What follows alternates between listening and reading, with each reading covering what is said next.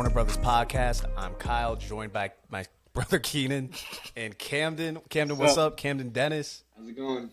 Good to be here. KKK, as we were once dubbed controversially, back in the building. Big yikes. All African Americans too. It kind of is. All people of color. We're taking back the name, man. 2/3 of us are taking part it of the back. light skin. 2/3 of us are part of the light skin delegation. Yeah. But I thought I back was in your light life. skinned. What's up? I thought I was light skinned. You thought. Yeah. I thought. Before you guys were got doing the- videos, you could have went by with that. Yeah, We could've. You're right. We You're could've. right. Absolutely. We could have. Absolutely. Listen, we got an NBA playoff preview for you guys. Part 1 was the preview of the play-in games, which will be tomorrow night. This will be a full playoff preview, and we are going to start with. You guys want to jump right into it? Jump right into jump awards. in. I got the Let's number jump 2 right pencil into out. awards. Let's. Keem, what award do you want to start with? Roll it So out. I want Roll to it start. out. Let's go with most improved. Let's start with most improved. Kind of go Okay, from okay. bottom to top if you Yeah. want to count awards. Even though most improved I think is a very big award. All of them Gotcha. are big. So I'll start off because I'm already speaking. I've got Shea as my most improved. I know people. good I know one. people had Laurie, It's a and good one. Laurie's my guy. But the reason why I went with Shea over Laurie is Laurie, he went from 31 to 34 minutes. He upticked in about 11 points a game.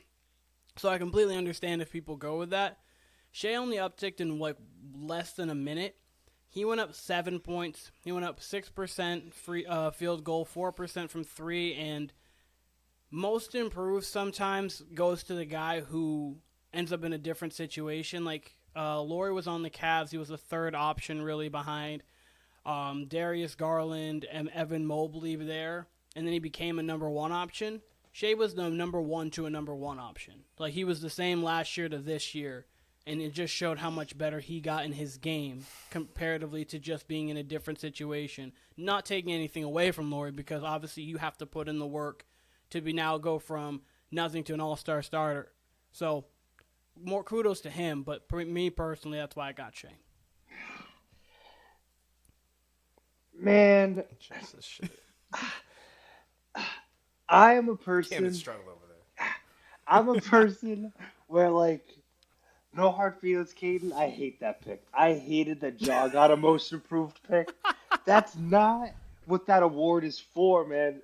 Shea's a I star, and he disagree. was a star last year. So to me, it was tough. Now you said Laurie, and he's my 2 for most improved. I'm going Mikal Bridges, dude. Mikal Bridges, even though it was the latter half of the year, dude, he went off, and he took that team, kept them in the playoffs, kept that Yep. Nets team in the playoffs. He was putting up numbers that I did not expect from him. He was leading that team where that team had a whole change. They had star-studded offense there, and then he went in there with nobody. And he Yep. had Claxton and all this stuff going on. He had a whole new shift in teams, and he brought what he had there. So for me, it's between have Ben Laurie Simmons. and Mikal. Yeah, Ben Simmons. Yeah, I Ben like Simmons, sure. that.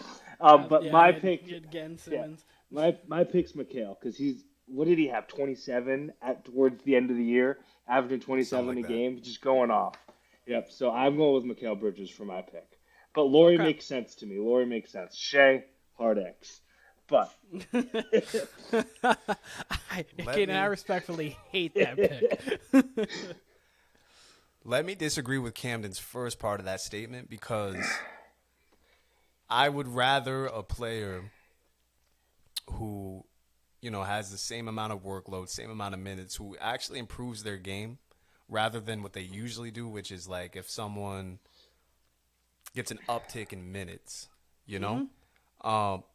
Where I do think Laurie differs is that he was a starter before, right? Yeah, Like he's been a absolutely. starter. And I'm going to make a case. First of all, I love the Mikal Bridges pick. I think that's a great pick.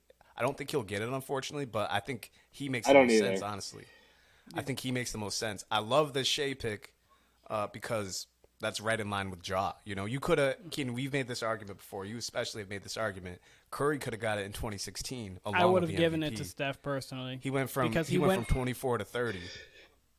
Now, here's where I see Kamden's side of this. Here's what I'll say in regards to SGA.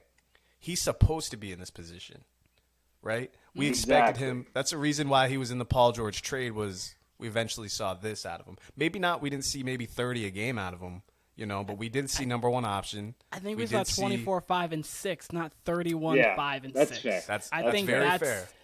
That's very fair. So that's where I give it to him. But go on.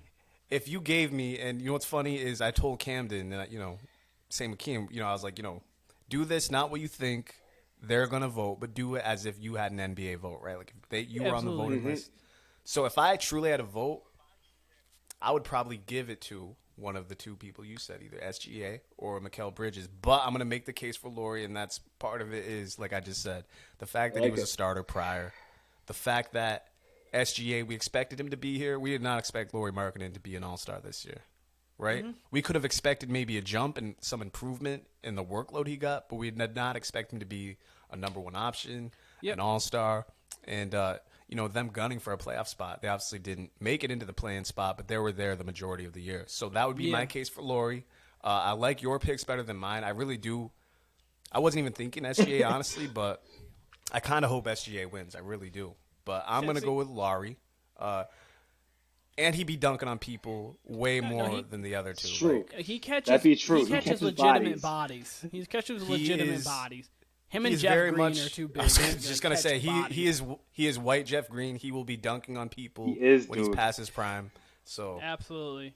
Yeah. Absolutely. So, my pick, that's my case for Lauri, but I like all three picks here, especially your all two. But, it's all three.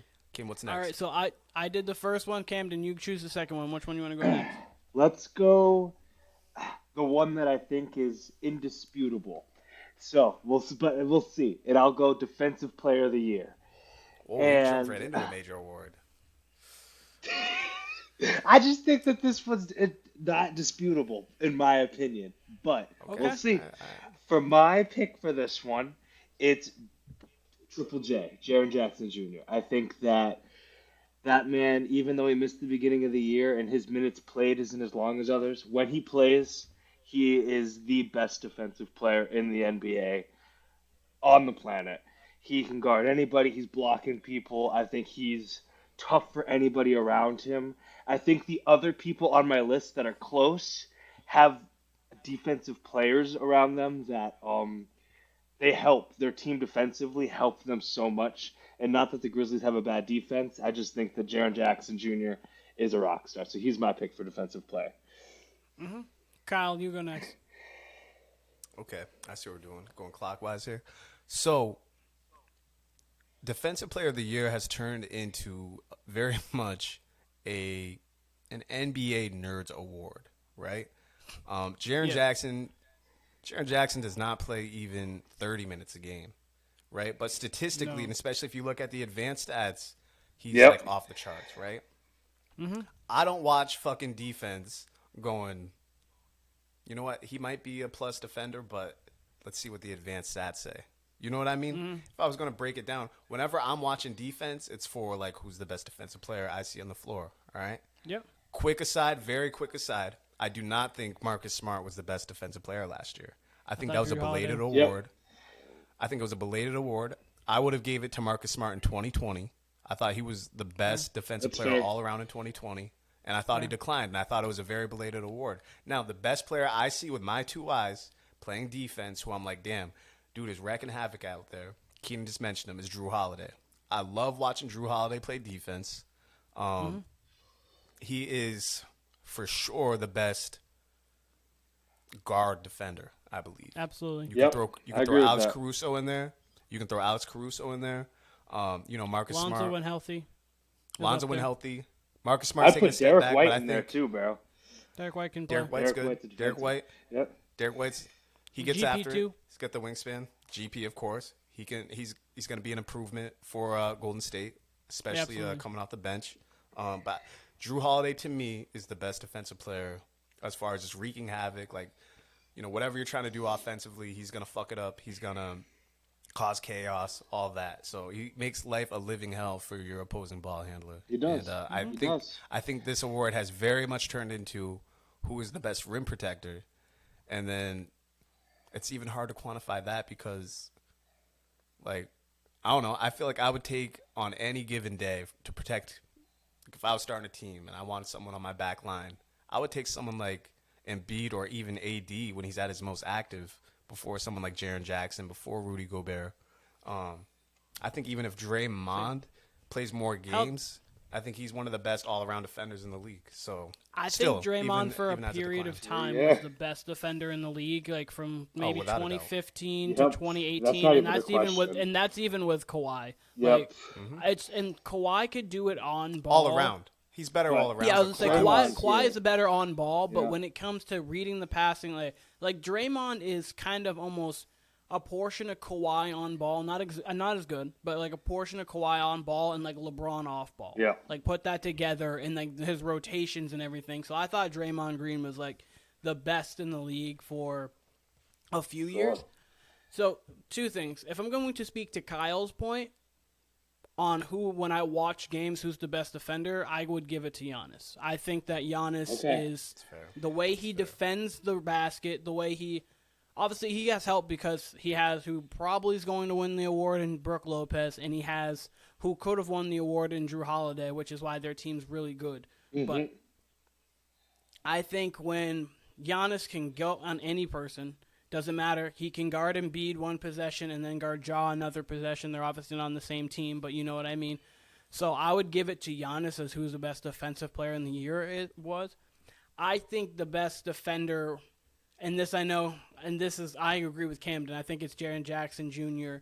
I understand not the advanced analytics, but if you just look at like per 36, he has more blocks per game than Brook Lopez, more steals per game. I mean, if you want to go to Y'all the throwing advanced, out per 36 for Defensive Player of the Year award. no, I was gonna say, and if you want to go, I was just saying when he plays, he plays. But I was gonna say, even How about when so, he plays 36 minutes? Okay. Anyways, he averaged 3 blocks a game this year, and he averaged more than Brook Lopez when not. He averaged. He averaged more than 3 blocks a Brook game? Lopez. 3 blocks He a did, game yeah. in 28 minutes. He averaged more than Brook Lopez did when Dude playing was on a the floor. menace. When he played on the floor, he was amazing. Yes, I understand that. When you're looking at these things, he wasn't always available. So if you want to take that into consideration for him, then sure, you can do that. That's fine. But when he's on the floor, you cannot deny that he has been arguably the most impactful defender this year. I agree. It's fair. It's fair. But anyway, so Kyle, yours would be Drew Holiday? Yes. Okay. That's honestly, I like I'm the fine pick. with that 100. I like the pick. I am fine with that. I will All right. say You could go Triple with J like would 4 probably dudes be on 2. that team. You really could. You really could. They're monsters defensively. So it's my Who pick. would be 2, Kyle? I'd probably have to give it to Triple J, despite all the shit I just talked about him. And I wasn't talking shit. It's more so 63 games, the level of minutes, and, I don't know. Drew Holiday, I just lean towards a perimeter player when I'm thinking about Defensive Player of the Year. Unless but you he have re- someone like Hakeem who is just fake. I know what you mean. But- or like Tim Duncan or someone like that. You can't sneeze at 3 blocks a game because, I mean, shit, you hardly get people averaging 2 blocks a game. So for him to average 3 in 28 minutes, I do understand that. But If I'm going to be honest with you also, and if he I can think switch best out. defen- And he can switch Yeah, out. So I'm not mad at that. pick. I said this on last year when we were talking with Marcus Smart. I honestly think that if you give everybody, say, only played 36 minutes, I think Rob Williams might be the best defender. That's fair too. Yep. Honorable mention. It's hard, but like if everyone's playing 36, Yep. like you saw it in the NBA Finals last year when he did. wasn't on the floor, the Warriors got Curry getting to the basket was easier, their pick and roll game was easier, their motion was easier. When Rob was on the floor, he was able to switch out on Steph a little bit, make it more difficult for him. Plus, you would have him in the paint, blocking every shot, and if not blocking, contesting every shot. So I think if you go just everyone was per 36, which is obviously it's not how it works. But if everyone played 36 minutes production-wise, I think Rob Williams would probably put up the most production. Yep. I'll say Evan Mobley possible. was He is a nice menace. this year too, though. Yep. Yeah, you can make a Evan strong Mobley was really case for good. Evan Mobley. Evan Mobley was really good. Yep. Really On good. the number 1 defense, by the way, and an incredible help set defender. Yes. Yes. He should have a stronger case, honestly. Like even more so. He should. Like I say Drew Holiday, but in general in the voting, I think Mobley should be in the top 3 probably. So I like that call out. Yep. Kyle, which one do you choose next? First of all, I just want to respond to Rob Williams. It'd be nice if Rob Williams could play 10 games at a time. I would appreciate that. Yeah, Yeah. I agree with that. But Yeah. I'm gonna go with 6th man of the year. Let's do that one. 6 1. Okay. This is gonna be a bit of a hedge, right? So I would have no problem if either one of these two of Malcolm Brogdon or Emmanuel Quickly won the award. I think it's gonna come down to those two. I think Derek White ended up starting more when it came to injury than Malcolm Brogdon. Quickly got some run in when Brunson was injured, but not a ton. So I don't know. I feel like both are very deserving. Brogdon stayed healthy for the most part. You could even argue Derek White and Brogdon could split the award, but again, I think Derek White got in more than Brogdon as far as like replacing Marcus Smart or whoever. So yeah, I'll lean towards Brogdon just because, I'm a Celtics fan, blah, blah, blah. But I'm not mad at either one of those two winning the award. So Brogdon / Emmanuel Quickly, I'm good with those. Sure. Okay. Me personally, I went with neither one of those two. I actually went with Bobby Portis. Good pick. I think that Bobby Portis was very consistent. He played 70 games this season. So I think with I was going to say, I know Giannis missed some time. He can't always come off the bench, but Giannis missed some time. If Brook Lopez missed it, like whomever, he was able to be in there. And that second unit offensively, it's not like you could fully run it through him, but he definitely could run some offensive sets through him. Very good shooter, space the floor, but also was going to get you almost 10 rebounds a game. So I personally would go Bobby Portis, but Emmanuel Quickly or Malcolm Brogdon, either or, I wouldn't definitely disagree with. Yep. For me, you guys said two dudes that I totally agree with. I think Malcolm Brogdon is the most pure 6-man because he pretty much came off the bench every game, whereas Quickly did start a few. And not that it like off balanced his stats, but like when he started, he played better than when he came off the bench. Brogdon came off the bench and was efficient the whole time. Portis, dude was unreal. Would come in there, defensive menace, scored the ball, could start on a lot of other teams, and just is great on that team. But I know this is an interesting one, but Norman Powell was literally the one that scored the most points a game. And so I think he has been just pushed down too far. He's my 6-man of the year. He's just came off the bench, not expecting that. Put up points. He was nice. He would put up the most points out of any of those guys that we mentioned. He was really, really good. That's fair. And then, I think Powell did really, really well this year. He's my 6-man of the year. Tyus Jones, another person that's an option to me. He rocked it, but he started too much in the end, in my opinion. But I would say Powell. I was not expecting that. I was not expecting that at all, but I like the variance there because I thought that was going to be one where we had 2 out of the 3 agree, but I like that we all had different answers there. All right, Keenan. All right, so I'm going to do this one just to get it over quickly. I don't really think there's anyone who's going to disagree. Coach of the year, Mike Brown, just going once, going twice. Anyone disagree? Yeah, historic Thunder offense. coach. Literally. Thunder coach. Yep, we had no idea where these Kings were coming from this year. They rocked it. I have 2 picks under that I think could win it, but Mike Brown is my number 1. Yeah. Who are your 2 under? Just I'm just curious who you'd have. Yeah. So Thunder, Mark. How do you say his last name? Dagnall. I forget his name. Dagnall, yeah. Dagnall. Dude, that Thunder team. coach. They go into this year without Chet, and they still look like they're probably going to make the playoffs. I love that team. Youngest roster in the league. Rocking it. They're playing well. Great defense. Second, Taylor Jenkins. I would get most improved. Yep. Taylor Jenkins of the Grizzlies. The drama that they went through with Ja, crazy. Desmond Bane injuries. Adams is down. Clark went down. Jaren Jackson Jr. went down at the beginning of the season. And they're still a 5 seed. They're still playing well. So those are my 2 other people in that 2 list. seed. Yep. You're right. 2 seed. Yep. But yes, so I would. Makes your case even more with the 2 seed. Yes. Kyle, you go on. I don't know if you have anything to add or if Mike Brown's your guy too. Mike Brown is my guy. I was jokingly saying Thunder Coach. Kamden couldn't pronounce his last name. I just call him Thunder Coach, kind of like how Bill Belichick is NE Coach in Madden, Yep. right? Yeah. He doesn't. So, yeah, I don't know how the fuck to pronounce his last name, so I just call him Thunder Coach. But he'd be love it. second for me.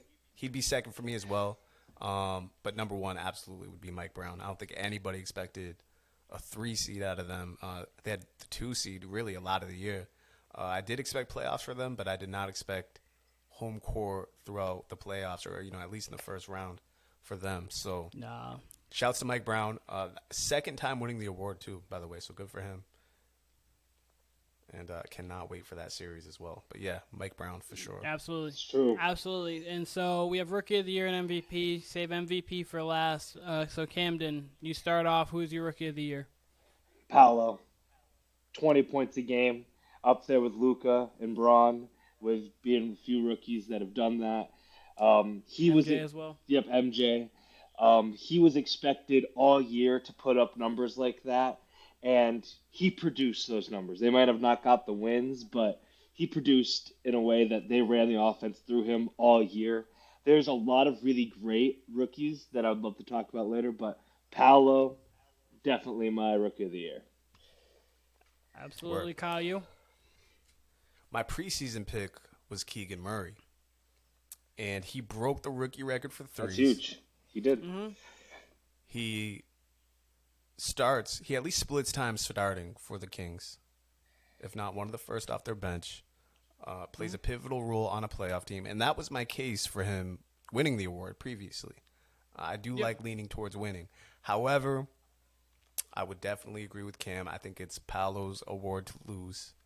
He is, much like Tatum, much like Melo, much like KD, is a scoring wing who is immediately NBA ready game one. It would be tough to take that award from him, even though Keegan Murray probably is contributing to winning more, and I do think Orlando has a lot of talent to where when they do win, it's not necessarily just because of Paolo, but I do think Paolo was probably the most impressive rookie. So I agree with Kamden. Paolo, Keegan Murray, number 2 for me, but Paolo Banchero, ROY. Okay. And I like the Keegan Murray. Shout out. He's definitely had a good year, 100%. Mine would be chalk. It's Paolo. He played great from the start of the season to the end of the season. Obviously, you go through your rookie lulls and things of that nature, which is fine. But I don't think there's too much of an argument for it. I guess you could try to present the case like Kyle did with Keegan Murray if you were going to, why you would vote otherwise. But I'd be shocked if he didn't get the award. I think that Jalen Williams on the Thunder played really well at the end of the year. He's been rocking it. Yep. And Walker Kessler Double Jalen. kind of was doing some Kessler. nice stuff, dude. Kessler's underrated. Yeah, and he's very underrated, and it makes that Gobert trade look dumb, dude. He's nice. So, yeah, those are other people that I think are good. Kyle and I talked about this at the time. Oh my goodness! I thought that trade was stupid to begin with. That's the worst trade I've even ever worse seen. now. Yep. I thought it was The amount stupid of to picks. begin with. That was pretty much the return on everybody. Everyone was saying worst trade ever, and I was like, whoa, there's got to be worse. But now it's looking like by far the it's worst. bad. Now you that, could make the Celtics The trade Celtics trade to the with Knicks. the Yep. Nets. But That when was- we yeah, see that the was pretty outcome bad. of That was this one definitely with the bad. picks, when we see the outcome of this one with the picks, it's going to be unreal. So Here's the difference with this one, though. You could very well make the case. He brings up Walker Kessler. You could very well make the case Kessler for Gobert would have been a fair trade. The production they're getting out of Kessler. Yeah, You you his really rookie could have year, presented that. He was protecting the rim at a Rudy Gobert level. Danny Ainge strikes again. I'll say that. Danny Ainge doing exactly what he did under the Brad Stevens tenure for the Celtics, just rebuilding them on the fly, and they got a competitive team. That's likely a playoff team next year, or at least in the bubble hunt, depending on what the I agree. offseason looks like. But MVP, MVP. So, Kyle, do you want to start off the MVP? I absolutely do. Look, much like 2016, the first player you think about without a doubt, and pertain to the regular season, you think of Steph Curry, Of course. right? I would say those years Giannis won, he's probably the first player you think about. Was it 2020 and 2019? 2018, 19, whichever. and 2019, 2020. I say that and I don't even know the year. This year, the first player I'm going to think about in pertaining to the regular season, it's going to be Joel Embiid. I think he deserves it this year much more than last year. I think he raised his game that much. He's unguardable. Like, we've talked about it here before. He's pretty much completely erased the three-pointer from his game. He'll attempt it 1, maybe 2 a game. But everything for him is 15 feet and in, and you cannot guard him. He's got a legitimate first step. He put up 33 a game. You can't keep him off the boards. When he wants to, like we'll see in the playoffs, like he's probably going to be up there with Triple J, the best rim protector in the playoffs. You know, when he's locked in, he's scary. Yeah, and I think he was the most outstanding player throughout the regular season. Giannis is probably the best player. I think Jokic even held the lead probably for 2/3 of the season. I really do. But I think Embiid closed stronger. And he's just going to be the one I remember most. He really was a terror, especially after the All-Star break. Was he a terror? And Philly was winning a lot of games because of it. You know, they had their best stretch from January up until probably mid-March, I would say. Maybe even the beginning of March, probably up until Harden went out. And even when Harden went out, Embiid didn't flinch. He's still good for, you know, on a given night, 28 and 15, a few blocks, a couple steals, and, you know, underrated playmaker. You know, I think he passes well out of the post. He's a willing passer. He's not a black hole down there. I just think he's, you know, he's exactly what we thought he was going to be as far as his potential, what his ceiling could be when he was drafted into the league. I think he's reached that. He's every bit of that right now. So, yeah, Joel Embiid is my pick. I like it. Okay, Kamden, you? Yep. Keenan's next. Keenan's next. Yeah, you want me to go next? Oh. Okay. Yeah, that's Okay. the order. That's the So- order. All right, I'll go next. That's fine. Keenan's gonna Joel pick- Embiid had this historic season. Absolutely. Keenan's going to pick Klay I think he's Thompson. going to win the award. I mean, he has 33 points a game for a center is unheard of pretty much since Wilt. I don't believe it's been done. Shaq never went over 30. Hakeem never went over. So, like, it's like 33 a game. It's been Mike, Kobe, Harden in the last, like, 40 years, essentially, who's put up 33 plus. So, he's in rarefied air when it comes to that. He's done phenomenal this season. The Sixers wouldn't be without where they are. So Embiid would be that. Jokic had a great year, but I would honestly go with Giannis if I had a vote. I think that Giannis won 75% of the games he started. I think that he's getting into the point now where he's in the LeBron, Mike kind of thing where every year he could win it, which is why I'm fine with Embiid winning it, because Kyle's right. When you think back on this year, you might think of Embiid, but like at the same time, Giannis was absolutely outstanding. He just wasn't talked about. Like you don't cover, because a lot of, especially in today's like climate, when you look back, what you're going to see is what people cover. So when you see, Embiid's doing this, you hear more from Embiid, you hear more like things grumbling around that, and then plus he's playing phenomenal. Don't get me wrong. I mean, just dropped 52 a couple weeks ago and scored over half his team's points. But I personally would just give it to Giannis. I think that he was the best player this season. Through and through. I think he won the most. He was the best player this season. That's my personal. That'd be my vote. I think that I agree with both of you in a lot of ways. Like Giannis was the best player on the best team in the league this year, and like LeBron, he could win it. Like LeBron used to be able to win it every single year because he's just that type of player, and it makes sense. And looking back on it, he might not get as many MVPs as he should. In looking back on his history, but I do think that this is Embiid's year. I think that just the legacy and story of Embiid from last year to this year, where like last year I think he should have got it too, but this year he really like went out there and showed the world who he was, brought that team to Mm-hmm. be like an awesome playoff team. Him and Harden really linked together this year, which was awesome. Yep.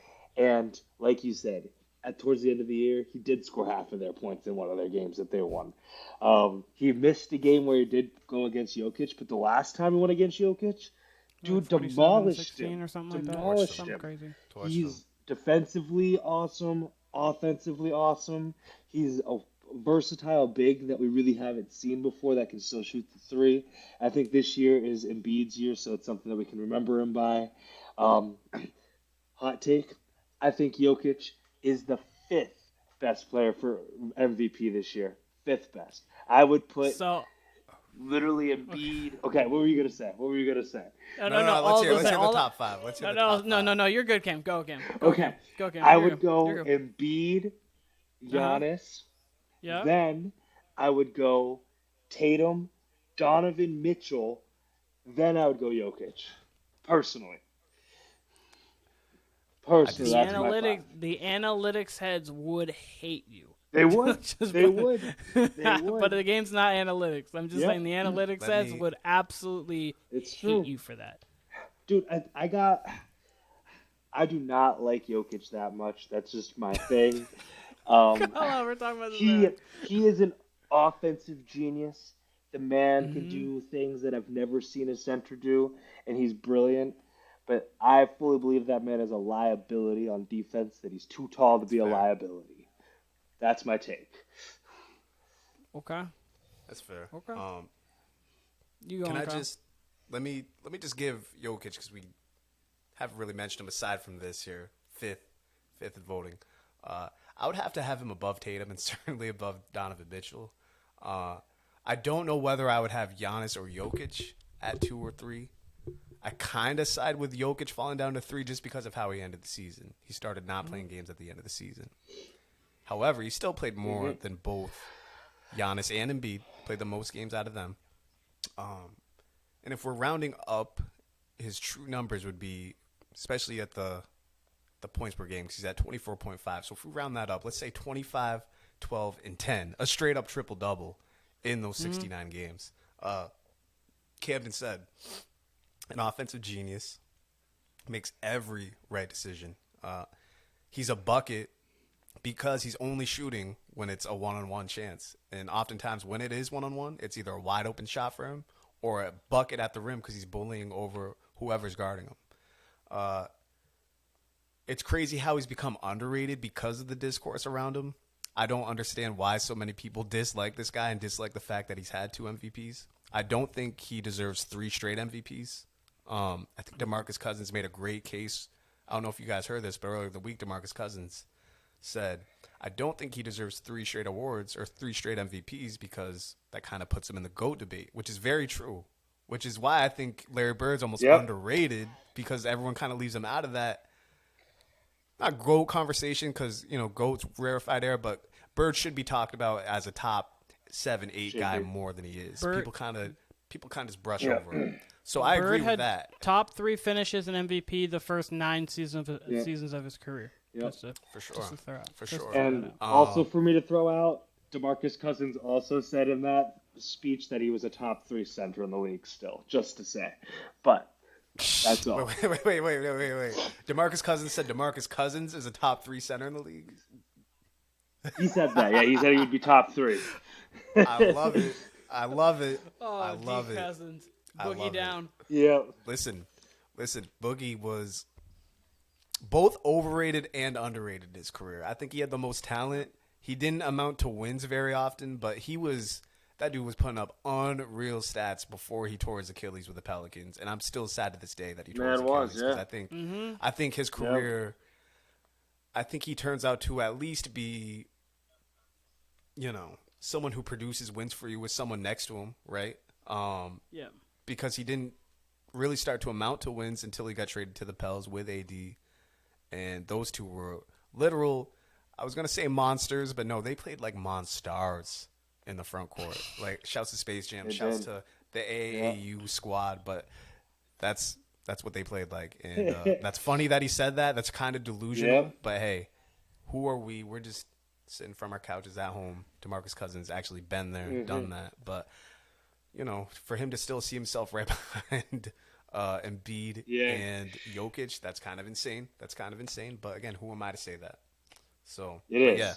Yeah. All that originally to say Jokic has somehow become underrated. And, we'll talk more about Embiid, Jokic, and the rest of them in our next segment because we're about to do, drum roll please, we're about to do a playoff team NBA draft.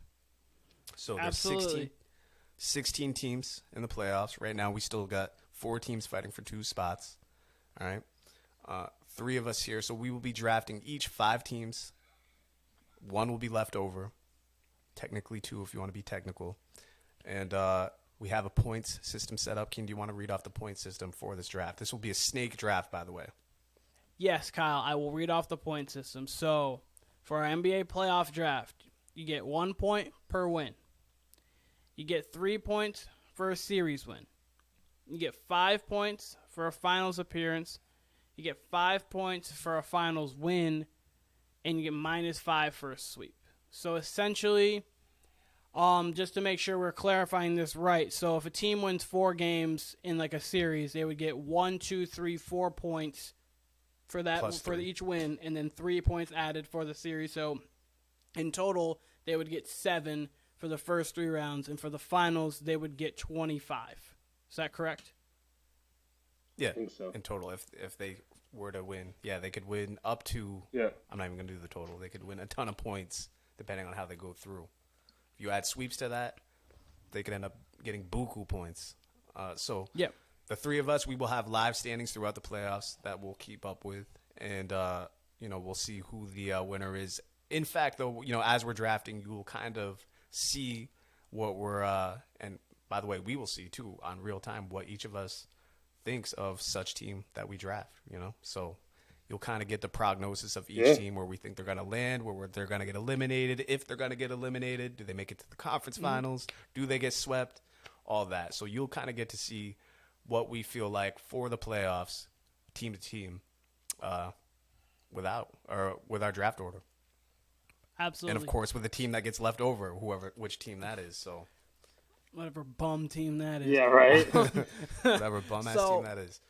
So I'm gonna start with what we're gonna do is we're gonna start Kamden, then we're gonna go Kyle, then we're gonna go me, then go me, then Kyle, then Kamden. Time out. I was going to delegate. I was going to go. Obviously, Kamden gets first because he's the guest, but I was going to delegate you second pick because you're the younger brother. I'm gonna go if you want, I guess. That's. There we go. Okay. I get first pick either way. I like it.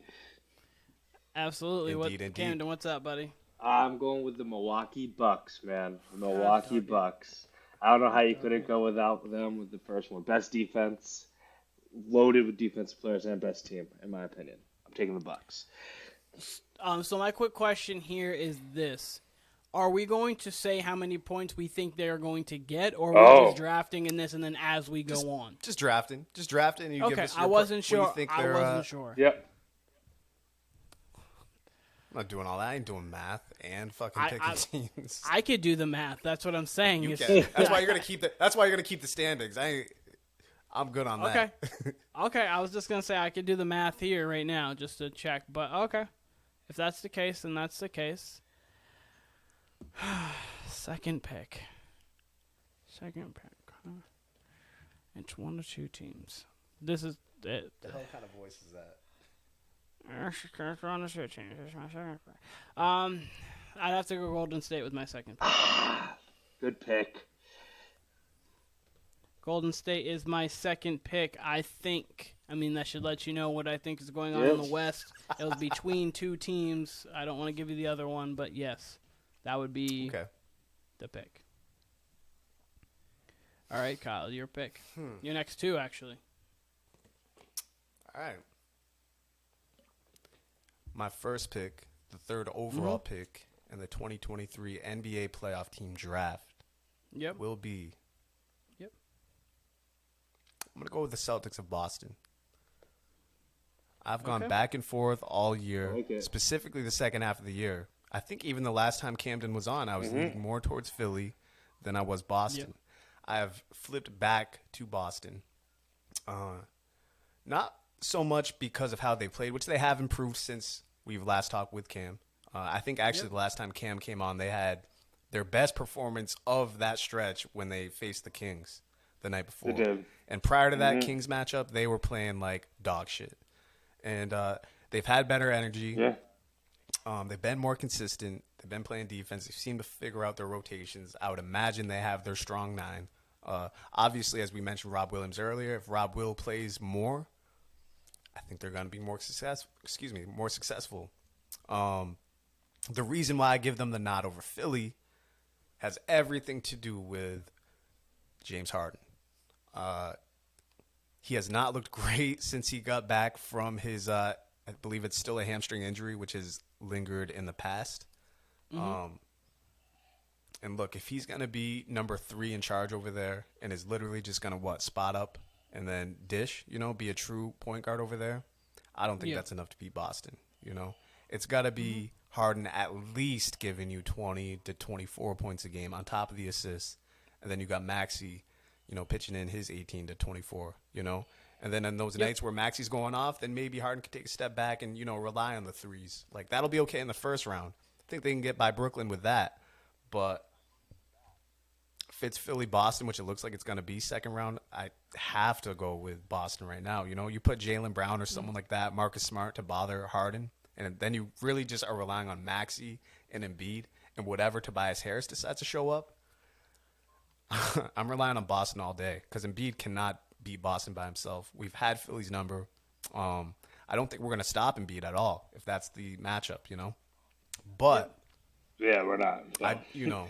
If James Harden at all was, if I could count on James Harden giving you 23, and because God knows he does not want to shoulder the load. I mean, he didn't want to do that when he was the number 1 option. So, he's known to take playoff games off, and I think that's what's going to happen. He's taking regular season games off, the big ones too. Like when he's got a big matchup, I do not like how he looks, so I trust Boston a little more. First pick of the second round, I'm going to go with the Phoenix Suns. My preseason pick was Bucks Nuggets, I believe, for the finals. And even 2 weeks ago, I think if you would have asked me, I think I would have still picked Denver over Phoenix. I still don't even feel good about picking Phoenix this early or picking them in a hypothetical matchup with Denver because I think Denver is deeper. And you know what? Just because of that, I'm going to flip-flop it. I'm going to go Denver. Denver over Phoenix. Okay. Denver's deeper. I feel more confident in a draft setting picking Phoenix. I really do because it is Durant. It is Booker. But, man, can Kevin Durant stay healthy? He played only 47 games, I believe. Didn't even get to 50. It seemed like he was injured every 3 weeks. He's only played, I believe, 8 games with the Suns. Granted, they're 8-0 in those games. But an extremely small sample size. And I do not think Phoenix has a bench at all. I think they're about 7 deep. I really do. Now, the thing with that is KD and Booker are good enough to win you who knows how many games. Durant is as good as he wants to be whenever he steps on the court. But Chris Paul is a liability. And I think in a hypothetical matchup, I think Jamal Murray could cook Chris Paul. He's not the defender he once was. So no. I'm going to lean Denver, even though in a draft setting it does feel better to pick Phoenix. I feel like they're I don't know. Even I was about to say I feel like they're the safer pick, but I really don't know. That matchup in particular, because it looks like our second round matchup would be Denver and Phoenix. That matchup troubles me, and I think it would go 7. But I'm gonna go Denver. Y'all get next. Keenan's up next.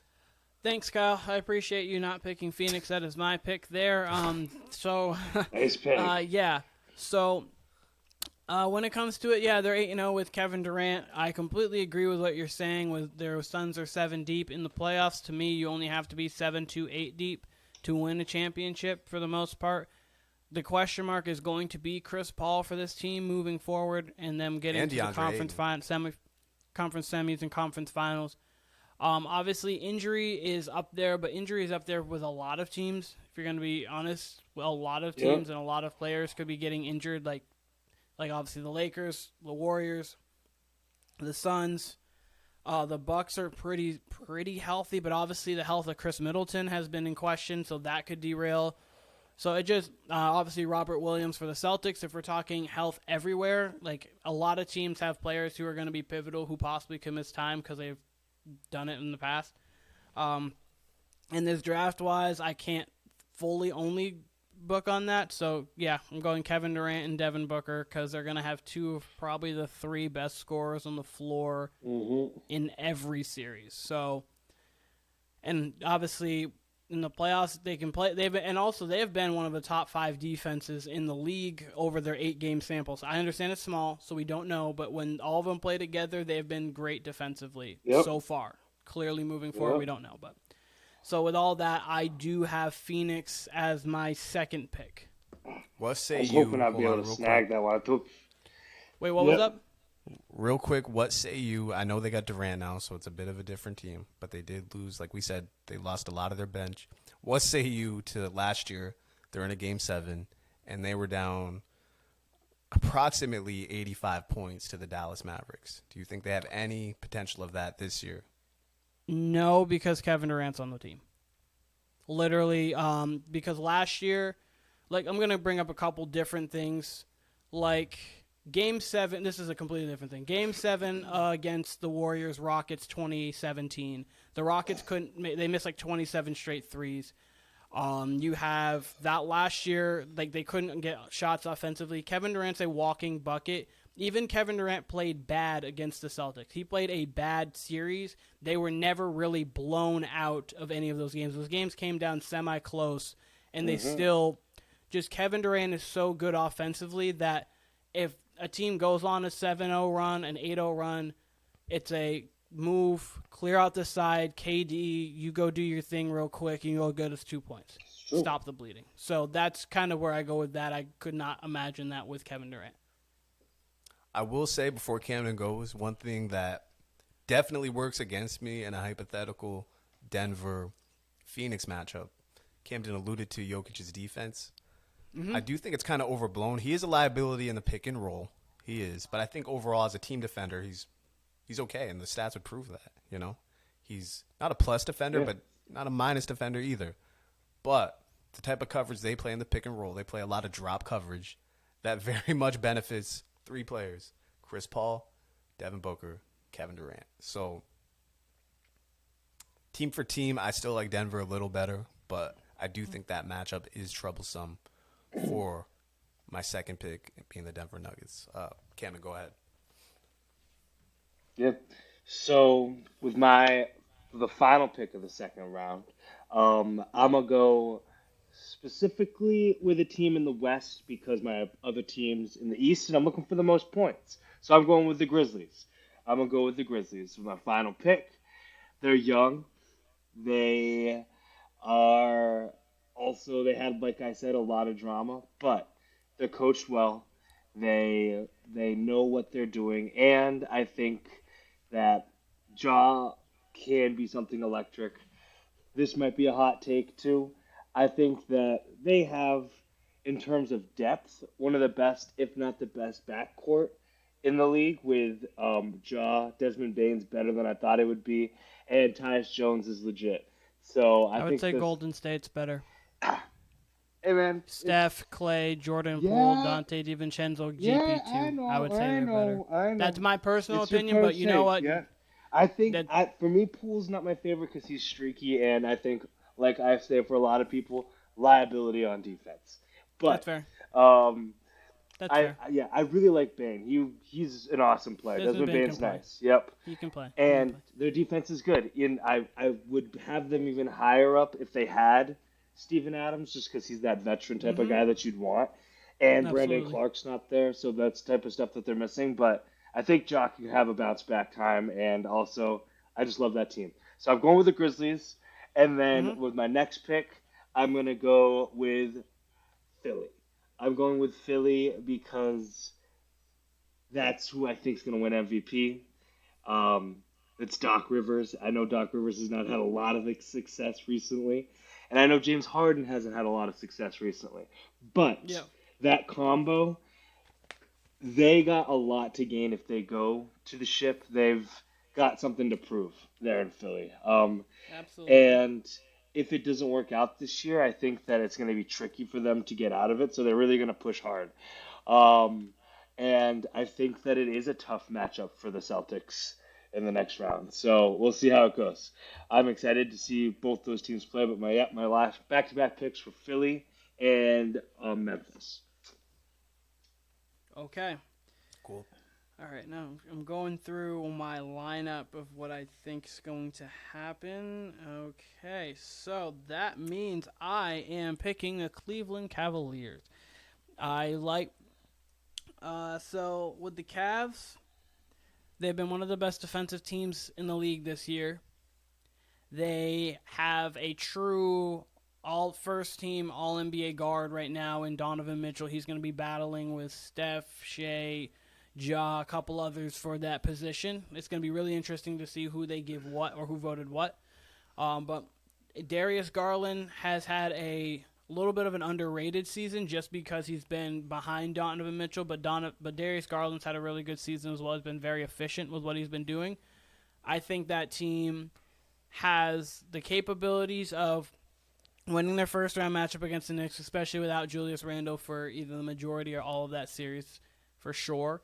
And then in that second series against Milwaukee, as I don't think they're going to beat them, I do think they're going to give them a tough series.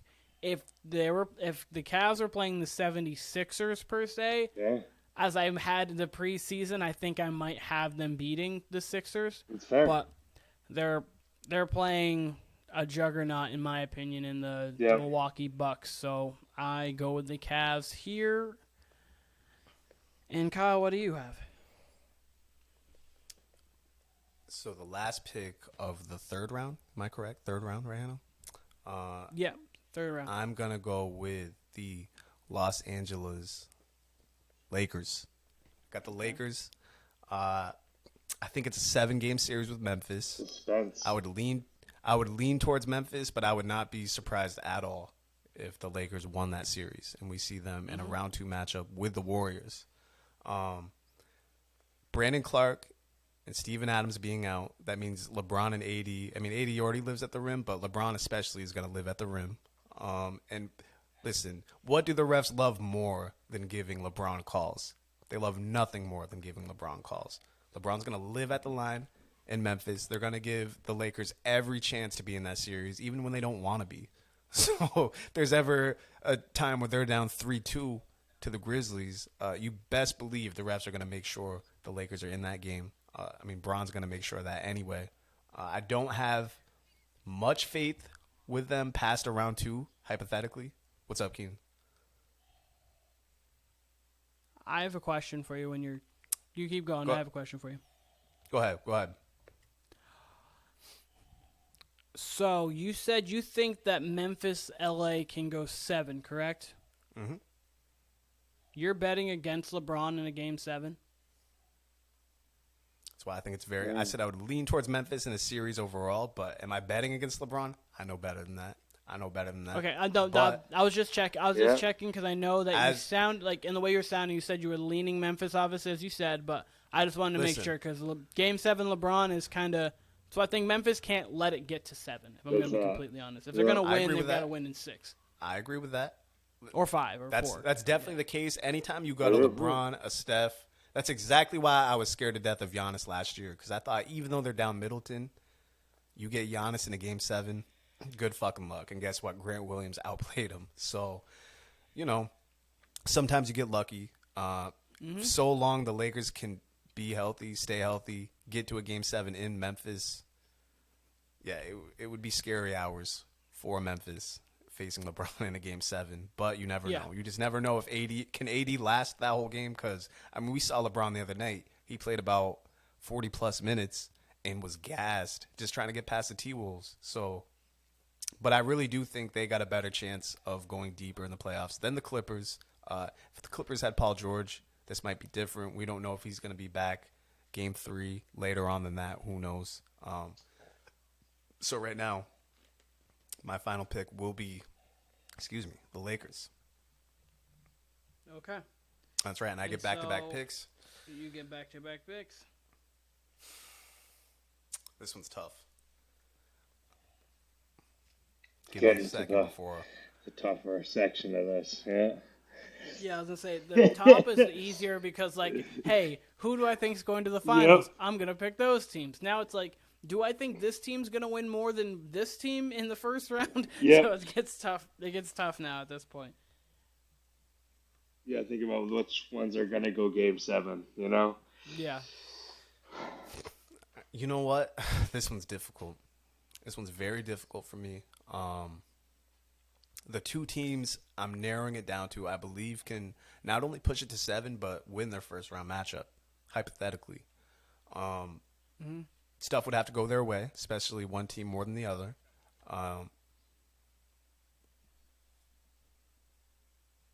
Fuck it, I'm going to do it. Sacramento Kings. I think I think there's a world where they can beat the Warriors. I'm not saying that's a likely scenario. I'm not saying that's a likely scenario at all. I'm not even giving it 50%. But the Warriors on the road has been atrocious. I think that changes in a 7-game series. I do. Their defense has been atrocious at times. It looks like they're going to have a full squad. It looks like Wiggins is going to be back. And as I'm talking about this, I'm kind of like, what the fuck am I talking about here? Why am I picking the Kings over the Knicks? And really the only reason I'm not picking the Knicks is because it looks like Julius Randle will at least miss Game 1. You could even say he's probably going to miss Game 2. He's not cleared for contact, and he's got a sprained ankle. I think we'll definitely see him this series. But what's it look like if they're down 2-0? They'd be going back to MSG, and then, Randall trying to gut it out, given his version of Willis Reed. By the way, Willis Reed, rest in peace to Willis Reed. I don't think we said that when he passed. So rest in peace to him, a legend. Yep. Damn. Now, as I'm saying this, I'm giving the case for like anybody who's gonna pick the Knicks because, look, even without Randall, Brunson's a killer in the playoffs. We've seen that. He has no problem being down their best man and carrying a team, and they got enough to win. They got enough defense there. So now that I'm talking about it, I almost want to reverse picks, but I'm not gonna do that because I do think Golden State versus Sacramento has huge potential to go 7 games. So I'm gonna go with the Kings. Don't love it. I would have picked the Knicks otherwise. Almost think I should have, but I'm rolling with the Kings. I'm very unsure of this pick, as you can see. All right. So you went I was Kings. big on the Knicks during the regular season. Yeah, you were. You have been. So I like the Knicks. I don't love them right now without Julius Randle. I understand Jalen Brunson showed without Luka that you're able to get something done. So I'm not definitely taking that away from him, but I think the star power of the Cavs is a little bit too much for that. I personally am going with the Clippers at this pick. I think Paul George could possibly come back hopefully around Game 5-ish, and that could make this interesting. But if not, I still can peg this at a 6-game series because I think Kawhi can get you 1, and then I think the Clippers can get you 1 as a team. So I do think Phoenix is a better team and going to win the series, and I would have them regardless of Paul George being there or not. That would just make it way more interesting. I've got the Clippers making this a tough series for Phoenix, especially since the Phoenix Suns are still in their first trimester, if you will. Yeah, I like it. All right. I got one pick that I can make real quick, and then I got a question. So absolutely, I'm gonna go with the Knicks. Yep. They're left. They're 5 seed. Like Keenan said, they got Brunson. It's a little worrying that they don't got potentially Randall for a while, but I like the Knicks, and I think that they can run with it. The Cavs have a defense that I think is legit, and I think that the Knicks will struggle with that without Randall. But I think Brunson can show up. I think Emmanuel quickly has shown that he can show up too. So that's my vote for that. Question for this: Can I pick a team in the play-in? Yeah, absolutely. All right. Hold on. Before we do that, though, It's Freddie. If they lose in the play-in, does that count as a sweep or That's just count as kind of what I'm asking? We'll replace it. Look, we'll replace it with whatever. So, like, let's say if he say he's going with the Wolves, right? We'd have to replace it with the Thunder, basically. So yeah, I mean, if you want to pick a So player if for I Orlando, pick, like if you pick So the if you Wolves, pick you get the Thunder but if if they I were do in that, the event that they then how is lose. there going to be enough players? There won't be enough teams, will there be, to everybody to draft? Yeah, because I mean, left right Yeah, now there's Brooklyn, Atlanta, Minnesota. There's technically Brooklyn and Atlanta are teams who are already in. So you could do that. As locks, yeah. So and they're already locked in. So obviously we each have one pick left. There's gonna be one team left off. So technically 3 teams left off. But yeah. 2. So you are Right? Yeah. Yeah. Well, technically 3. I get what you're saying. Yeah. technically 3 teams, but like 2 spots left off. So you're Okay. Sure. or So, 1 spot. I am going to take a team in the play-in, and that team, Thunder. nope, the Oh. Miami Heat. Hey. It's Oh, Jimmy shit. I thought he was Buckets, going dude. I thought he was going with the Wolves. Hey. Yeah, I I thought he know was you going with guys his think man those Ant. things. I love Ant, dude, and I think that they might win. But I think that it's tricky for Ant because that matchup's going to be tough for them. Not only tomorrow, when they play the Thunder, I think that's a tough game for them. Just going into Denver is not going to be easy for them. Whereas the Miami Heat, it's the Miami Heat. They have shown up time and time again. It is Jimmy Butler. The dude is a playoff menace. I Yep. get that they have not been up to what they have expected to do so far. Can I call timeout? And they Can I call lost to the timeout? Hawks. Yeah, you can. Well, you said it right there. Cam, if you were given this exact same speech on Tuesday Monday or night. Wednesday or Monday night Yep. even, I'm wholeheartedly there with you because I was going to pick Miami over Atlanta. I'm shocked they lost to Atlanta. Now they find themselves Yeah. they find themselves I facing have two. they find themselves facing not only the Chicago Bulls, but DeMar DeRozan's daughter. Respond to that. That's fair. That's fair. DeMar DeRozan's daughter did make them shoot under 50% from the free true. throw line the other day, which is a little wild. But And buckets be missing layups it's too. Jimmy so. Buckets. It's true. And this is what I'll say to that, too. I have no faith in the Hawks at all. I don't want to touch that team, to be honest. I'm worried about a -5 if I touch the Hawks. So I'm not touching the Hawks for that -5 sweep potential. Absolutely. And granted, I could have went for the Nets, but I wanted the bold. I wanted the bold Heat. I think they're gonna win a game, maybe 2, maybe they'll get 3, and that would be huge for me. Wow. I okay, doubt wow. that'll happen, but Miami Heat. Respect. Maybe they'll get I 4. respect Maybe it. they'll get 4. Maybe they'll get 27. Maybe That they would, sweep. That would screw Yeah, over my maybe they first get pick. 27. But All right, so my last pick is actually going to be the Thunder.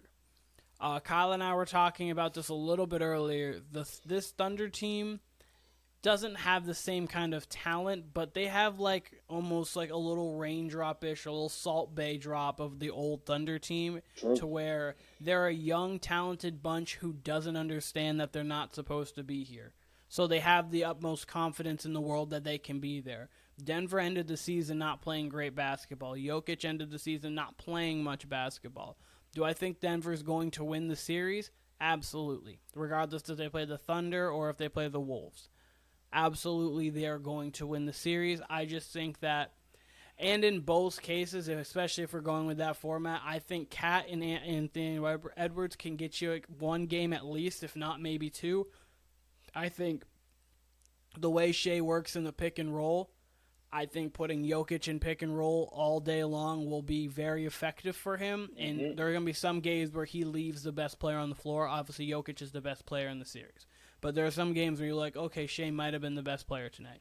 So I think they can get 1, if not 2. I don't think either of those will be a sweep, which leads me because I think Atlanta can get swept. I think the Brooms could be taken out on Atlanta. Brooklyn, I think Brooklyn has a chance to be swept as well. They're tough. They're tough. They're doing pretty well coach wise. So like I think they can probably get 1. Mikal Bridges has been playing great, but I don't see the Nuggets sweeping in the first round. So it negates that -5. Yep. So that's where I'm going. Thunder would be my actual choice, but technically the 8th seed in the West would be the pick. Okay. Let me say first, part of the reason why I did take Denver is I love their sweep potential against either the Wolves and especially the Thunder. If they get the version of the Wolves that showed up the other night, which was ants in the pants, Edwards dropping 9 points. He had a triple single the other night, I believe. So if they get that version, Yeah, Ants in the Pants and Tom and Jerry, Kitty Cat. we get that version of Anthony Edwards on top of playoff Gobert, on top of playoff Kitty Cat Towns, bro. Come on now. I'm taking Denver all day in that. But, I'd rather. I think they could dumb their way into one. That's the thing. They have enough talent to where they could. Which is why, if the Thunder Which got is in, why just if the avoids Thunder- the -5. if the Thunder got in though, I'm loving my chance at a sweep. I really do love that matchup more than the Wolves because I do think the Wolves could get you one. But I do love the sweep potential against them. But that was just to argue with Keenan. My last pick and the last pick of the entire draft is going to be the Nets of Brooklyn.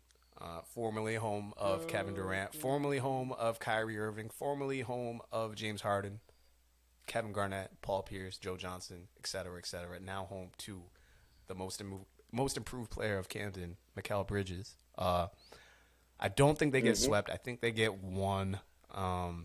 This is low-key a rivalry. Unfortunately, Simmons won't be involved in this because he'll be off doing other things. Who knows where the hell he is. But I do think Brooklyn does have a good enough team. I think they have high defensive potential. Granted, if they get Claxton in foul trouble, there's going to be not shit they can do with Embiid. There's nothing they can do with him anyway when he's in the game. But especially if he's out of the game, what the hell is Brooklyn going to do? However, I like their chances a lot more than Atlanta even getting one game off of Boston. If they do get one, it's going to be game 4 because Boston's going to win both games at home. Game 3, the refs will try to, they always try to give an advantage to that home team coming down 2-0, their first game at home.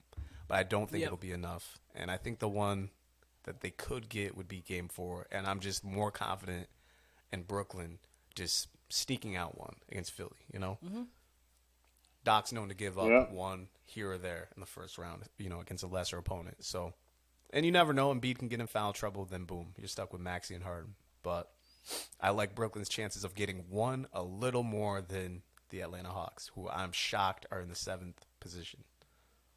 Yeah, absolutely. So I got to say, I'm surprised. So Atlanta's our team, the odd team out. I thought for sure it'd be one of the playing teams. I guess that makes sense because I think Keenan at least would have picked Miami if Kamden didn't. And I guess Atlanta Miami does make pick's sense. tough because I might have to. You might get Chicago, but like you said, Chicago could get you one. Chicago's at least going to play hard. They can get you Giannis one. is a load. They could. They got more scoring options than Miami. I'll say that. Yeah. Yeah. So obviously we went through. I'm gonna go quickly through these. Teams, and then from there maybe we could talk about more specific matchups, like what we have at this point and that point. But so Kamden's 5 is Milwaukee, Memphis, the 76ers, the Knicks, and the Miami Bulls combo. It's a good 5. Kyle's, it is a nice 5. Kyle's is the Celtics, Denver, the Lakers, the Kings, and Brooklyn. And then mine is Golden State, Phoenix, Cleveland, the Clippers, and the Thunder Wolves combo. Not gonna lie, you just saying those out loud, I like both of your picks better than mine, and I had double picks in the background, but I still got confidence. But You yours, said you like mine better than yours? Both of y'all's it just sounds better. Sounds better than mine. Sounds better. I'm not saying it is better, but it sounds better when you hear it back. You're like, oh, he's got them. All right. Fair enough. I slept on the Clippers. I will say that, and I'm one who's been talking about, watch out for the Clippers in the playoffs. But that's a tough. If they had Paul George, man, I like him a little better, but it's tough. Shit is tough. Yeah, I like him.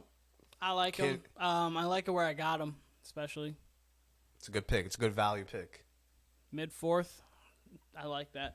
All right, so, Kyle, I have a question for you. Sure.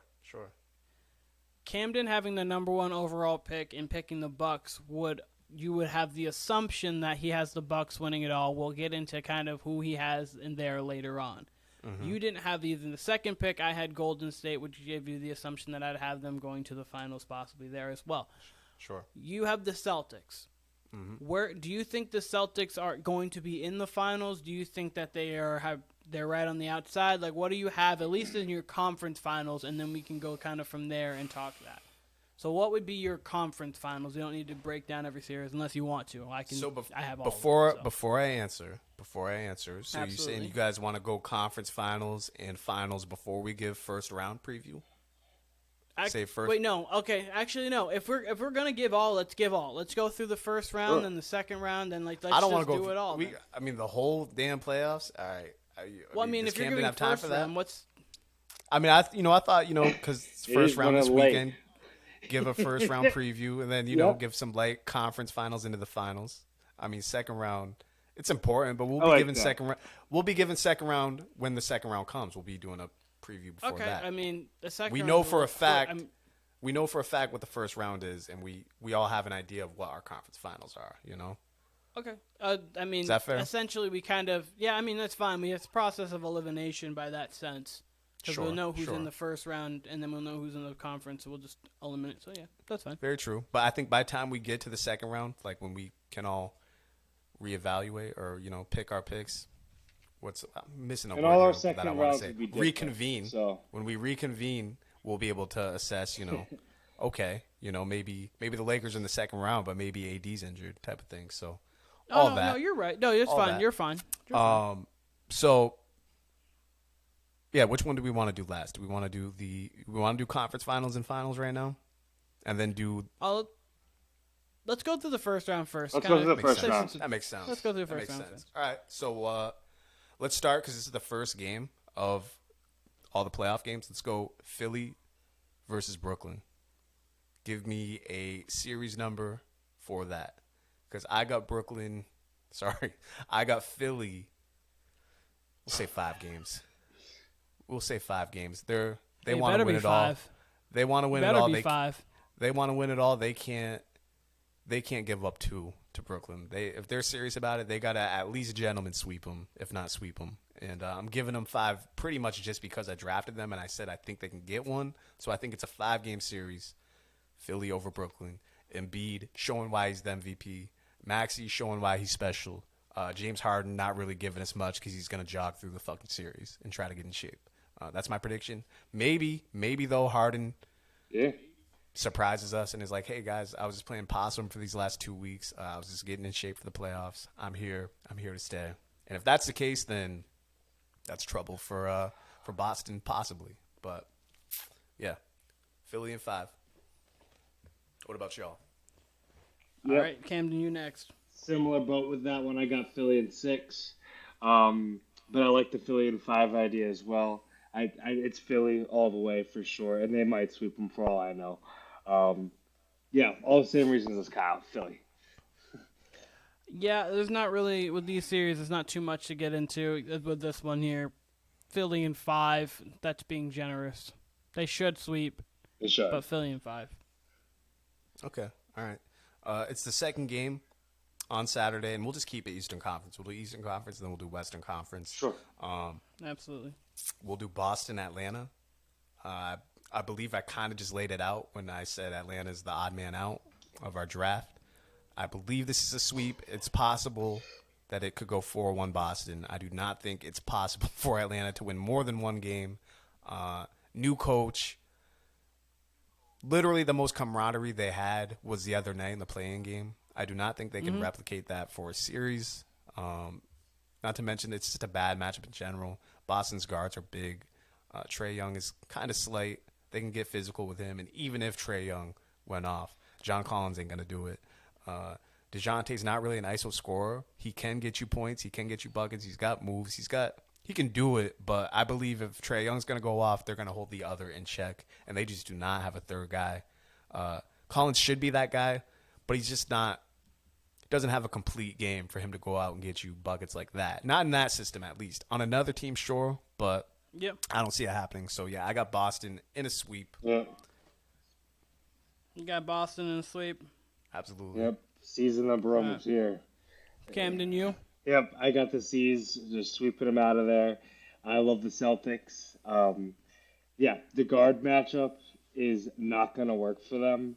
I think that the Hawks defense is not going to be able to match up with the Celtics scoring from three and the Yep. Celtics bench. They got the one of the deepest, probably the best benches in the NBA, and yeah, I think that's going to be a sweep. And I don't think any of the games are going to be that close. So, and they shouldn't be. I think Facts. Boston. I think Boston probably called Pat Riley and said thank you after they lost to the Hawks, because not that Boston was going to lose that series, but that would have just been a tougher That series. would have went seven. Miami They Miami would have went always 6 or plays 7. Miami always plays Boston tough.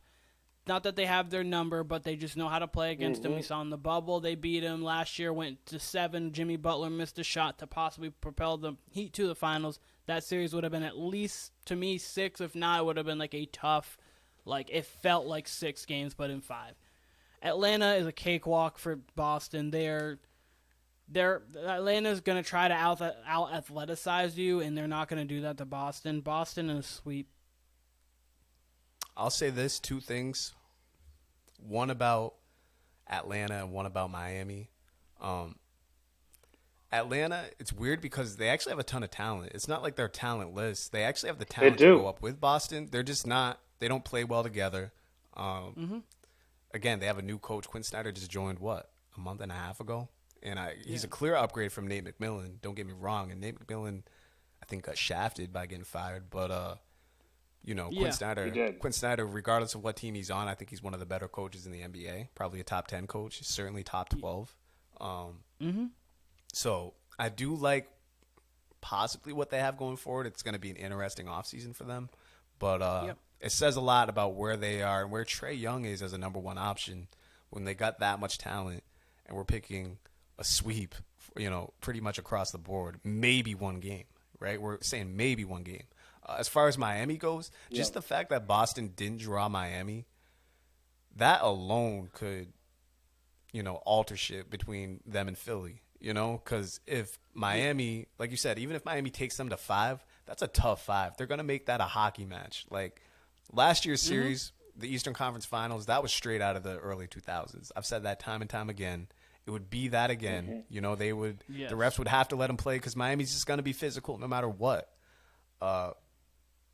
So, the fact that they do draw Atlanta, they're going to be 4 or 5 games and out, and they're going to be fresh. It's not going to be physical at all. They're not going to be injured unless, someone gets a freak injury. You know what I mean? So, yeah. and the number 1 candidate for that would be Rob Williams. So, no, I think that helps them so much, not only in that first round, but the second round, because they're going to be fresh. So, Absolutely, I completely agree with you on that point there. All right, so that was Philly, that was Boston. What's the next one? let's do Knicks Cavs. I Knicks, believe, Cavs. Okay. gun to my head, if Randall was healthy for the series, I would pick the Knicks. He is not. We do not know when he's coming back. I think he'll be okay when he gets back. I think this goes 7, especially if he comes back between games 1 and 3. But I would have to give the edge to the Cavs, even though I would love to pick the Knicks. I really would. I'd love to see them get a second round. Second round games at MSG would be amazing. Especially, who would they get? They'd get Milwaukee in that second round, hypothetically. They'd get Milwaukee, yep. So that would be a great atmosphere. But I'm going to go with the Cavs. I think it's in 7 games. I think Donovan Mitchell, takes some revenge out on the Knicks for not trading for him.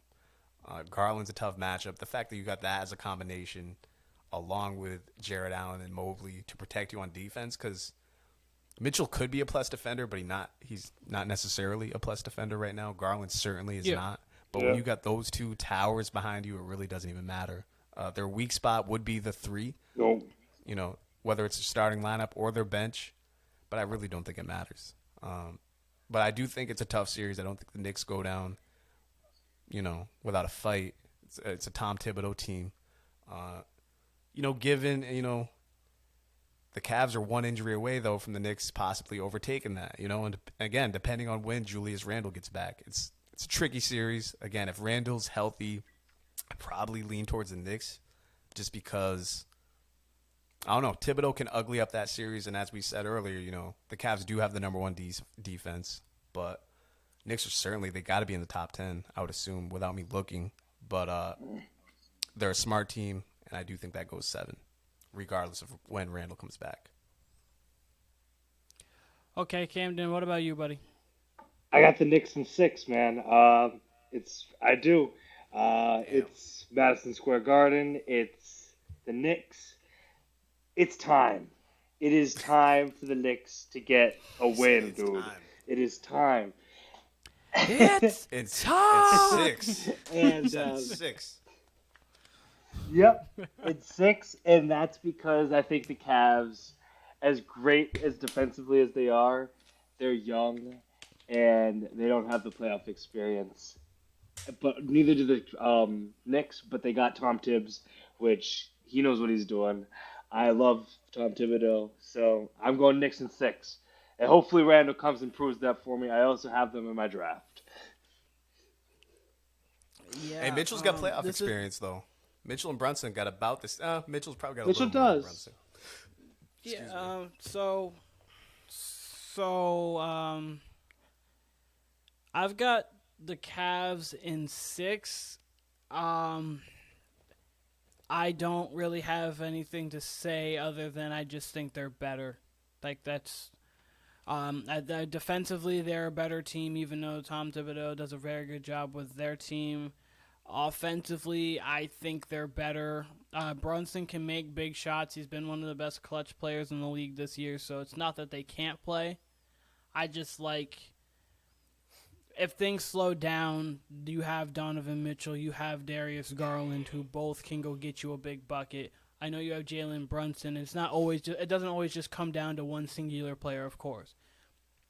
But I do like how JB Bickerstaff has been coaching them this year. I think the Cavs are just a better team. I would have them in 6. Regardless if Randall's there for every game or not there. I'd have them in 6. I do like the fact that we all picked a deep series because that means, if you think it can get to 6, you think it could at least potentially go to 7. So I do like that we all picked a deep series there. So we'll end with Milwaukee versus either the Heat or the Bulls. Man, I would be so much more bullish on the Heat had they just won against the Hawks. Now, if the Heat were to play the Milwaukee Bucks, I think that has more sweep potential than the Bulls. I think the Bulls are a little more complete right now. I do think the Heat could potentially get 5. The Bucks are on a mission. You guys compared Giannis to like LeBron in his prime earlier. It's one of those things like we're like, they got some weaknesses here and there. Like LeBron's LeBron. We know what LeBron's going to be. He's going to be great as always. But still, playoff LeBron is just another level from regular season LeBron. And I think that's going to be the case with Giannis. So even though I like the Bulls better than the Heat, I still think both have sweet potential. I do like the Bulls just to get 1 more than the Heat. I don't think either one of them get 2. I do think the Bulls would make it a competitive 4 or 5 game series. So I think either one of those in 5 games. That's me being nice. 5-game series on either one of those. You, Cam? I'm going 5 on either one as well. Yeah, I don't think that either the Heat or the Bulls are going to pull off more than 1.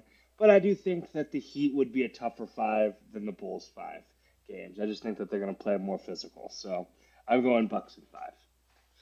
Bucks in 5, possible sweep. Doesn't matter who's there. There's not much to elaborate on. They're arguably the best team in the league. Yep. All right, let's go. Let's start with the 1-8. We ended with the 1-8 there. Let's start with the 1-8 here. Denver versus either one of OKC and Minnesota. I really already gave this breakdown. If it's OKC, I think it's a sweep. If it's the T-Wolves, I'd lean towards 5. So 5 or a sweep, whoever Denver gets. I don't think it goes past a 5th game regardless. There's no chance that goes 6 games. Kamden, you? I got either or 5 or 6 games potentially. I think that if it is the T-Wolves, it'll go More likely 6, and if it's the OKC, it'll go 5. Just because OKC's young, that's it. OKC is super fun to watch. Nuggets have been here before, and Malone knows what he's doing in the playoffs. So Nuggets in 5. I've got the Nuggets in 5 as well. As I laid out, I think both teams could get one. I think the Wolves are talented enough to get 2. They're dumb enough to ruin that. To Get ruin 0. one of them. So they're dumb enough to ruin both. But I think their talent naturally will balance out to get 1. And then the Thunder, I actually think that they're young enough and they don't care enough to the fact of where they just will. They might be able to confidence their way into 1 just off of being young and brash. I'll use the word brash, but I think that they can. I think each team can get 1. Sure. I have one question regarding the Thunder. Who the hell on that team is guarding Jokic? Who the hell on the Nuggets is guarding Shea? Not a 1. Yeah, but I mean, That would be literally, my like, retort. they don't have That would be my anyone. retort. But the Thunder don't have anybody like even like 6'10" to guard Jokic. Jokic's gonna average like 45 and 25 on him. If that's a Jokic matchup. Jokic will play great. Yeah, no, he really will. Jokic will play really well. I think that the Thunder can outscore them a game. That's essentially what I think. I just think there's no one who's guarding Shea on that team. No, but I think it's more likely Shea has a bad game. Is it Shea or Shai? I always get them fucked up. I think it's more likely he has a bad game than Jokic does, you know? And even if Jokic were to, if it was then a you got 1 Murray. game, yes. But for a 5 out of us 4, if the Nuggets have to win 4, I don't see out of all 4 games that Shai doesn't have 1 great game. I think Giddey can get you 1. I understand you think not, but I mean, and if it doesn't happen, then it doesn't. But I think he's good. I just enough. don't. They're good I just enough don't to get think. 1. I just don't think anybody else on the Thunder aside from SGA, because Giddey can get other people's shots, but I don't think anybody can really create their own shot other than SGA. Whereas the Nuggets, you got Michael Porter Dort's Jr. been doing nice, dude. Dort's true, yeah. Dort's Giddey's- improved. I You know think what? You're right. Giddey's Dort's hit improved. 31, 10, and 9 last game. True. But I'm saying, you know, one-on-one breakdown, you got to get a step. Not that he's guarding Jokic. True. Yeah. But I'm saying, like, you got to get a step back jumper late in the clock. It's really only SGA, maybe Dort. Giddey ain't got really any threat of a jump shot. And you're right about that. Dort's definitely improved his offensive game. But you got 2, whereas you got Jokic, MPJ, and Murray who can get you a bucket. Not to mention someone like Reggie Jackson coming off the bench. I just think the Nuggets have more options. But here I am debating Pause if they're for a going to get second. swept or not. All right, these next 3 series are going to be great to review. I can't wait to hear what y'all have to break down. We're going to go with Clippers, Suns. Off top, I think this is a 6-game series, gun to my head. Phoenix winning. The more I do think about it, though, the Clippers have enough playoff pedigree on their team. Like, just about everybody on that team has been in big games to where I think they can make shit ugly on Phoenix, you know? Westbrook is not Westbrook of 2016, but I like him just as far as from a physicality standpoint, I like him more than Chris Paul. I probably like Chris Paul as a decision maker much more than Westbrook, sure. But I think he could wreak havoc on Chris Paul in the half court, getting to the rim. Yeah. And when shit gets tight, here's the thing. It's kind of it could go either way. Like, you don't like them because they don't have much experience with each other. That tends to lend that they don't do well in the postseason. But the fact that they do have a decision maker like Chris Paul, and the fact that they have Durant and Booker, 2 of the best one-on-one players, it almost negates that. You know what I mean? Like, it doesn't even matter. So really the chemistry depends on A, that bench, and B, how Ayton fits in with them. And he's just such an immature player. It looks good so far, but he's such an immature player you really just don't know. And if he gets in foul trouble, then you're looking at a lot of Durant at the 5, which again might not be a bad thing. That might unlock them for all we know. That's the thing, we just don't know.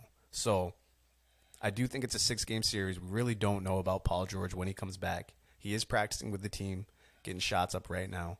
I do think there's low-key potential for 7, though. I do see a pathway to that. And Kawhi's been playing out of his fucking mind. Like, we haven't even mentioned how well Kawhi's been playing since the break, you know? So Second half of the year, he's been going insane. So I would lean towards a 6-game series, but you could talk me into a 7, but you could also talk me into a 5-game series. This series has a lot of variables to it, but I got Phoenix in 6.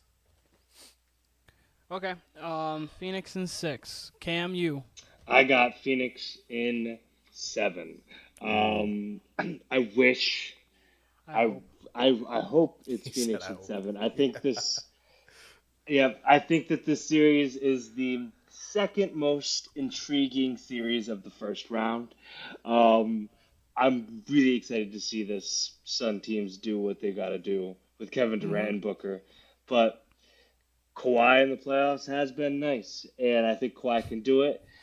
I think that the Clippers do have a team around them that can be legit, and just like Kyle said, I do like Westbrook better than I like Paul on that sort of matchup in some ways. And I like what the Clippers have done with Westbrook. He's not, like we said, MVP Westbrook, but Clippers have a chance with that, but I don't think it'll be enough. So I'm going to go Suns in 7. Alrighty, and I've got. I have a quick question. Sorry, go on. Quick question, just before you answer, because we know you're picking the Suns, right? If Paul George is healthy, and this is just full team against full team, what's everyone? Cam's obviously still going 7. He's got 7 right now. I would automatically choose 7 if Paul George is in the series. So I'm interested to hear what you say. And Cam, would you switch that pick? Would you go Clippers if this is a full healthy team for the Clippers? That's a toss-up, dude, but I might go Clippers if they're full healthy just because they've had that much more chemistry together. And, yeah, I might go Clippers if PG is good. I might go Clippers. But Okay. I think I would stick with my guns and go Suns, though, because it's Kevin Durant. I take that back. It's KD. Yeah, I don't know how guardable this team is. So, yes, that's where I'll go. Got you. So, I'll answer both questions.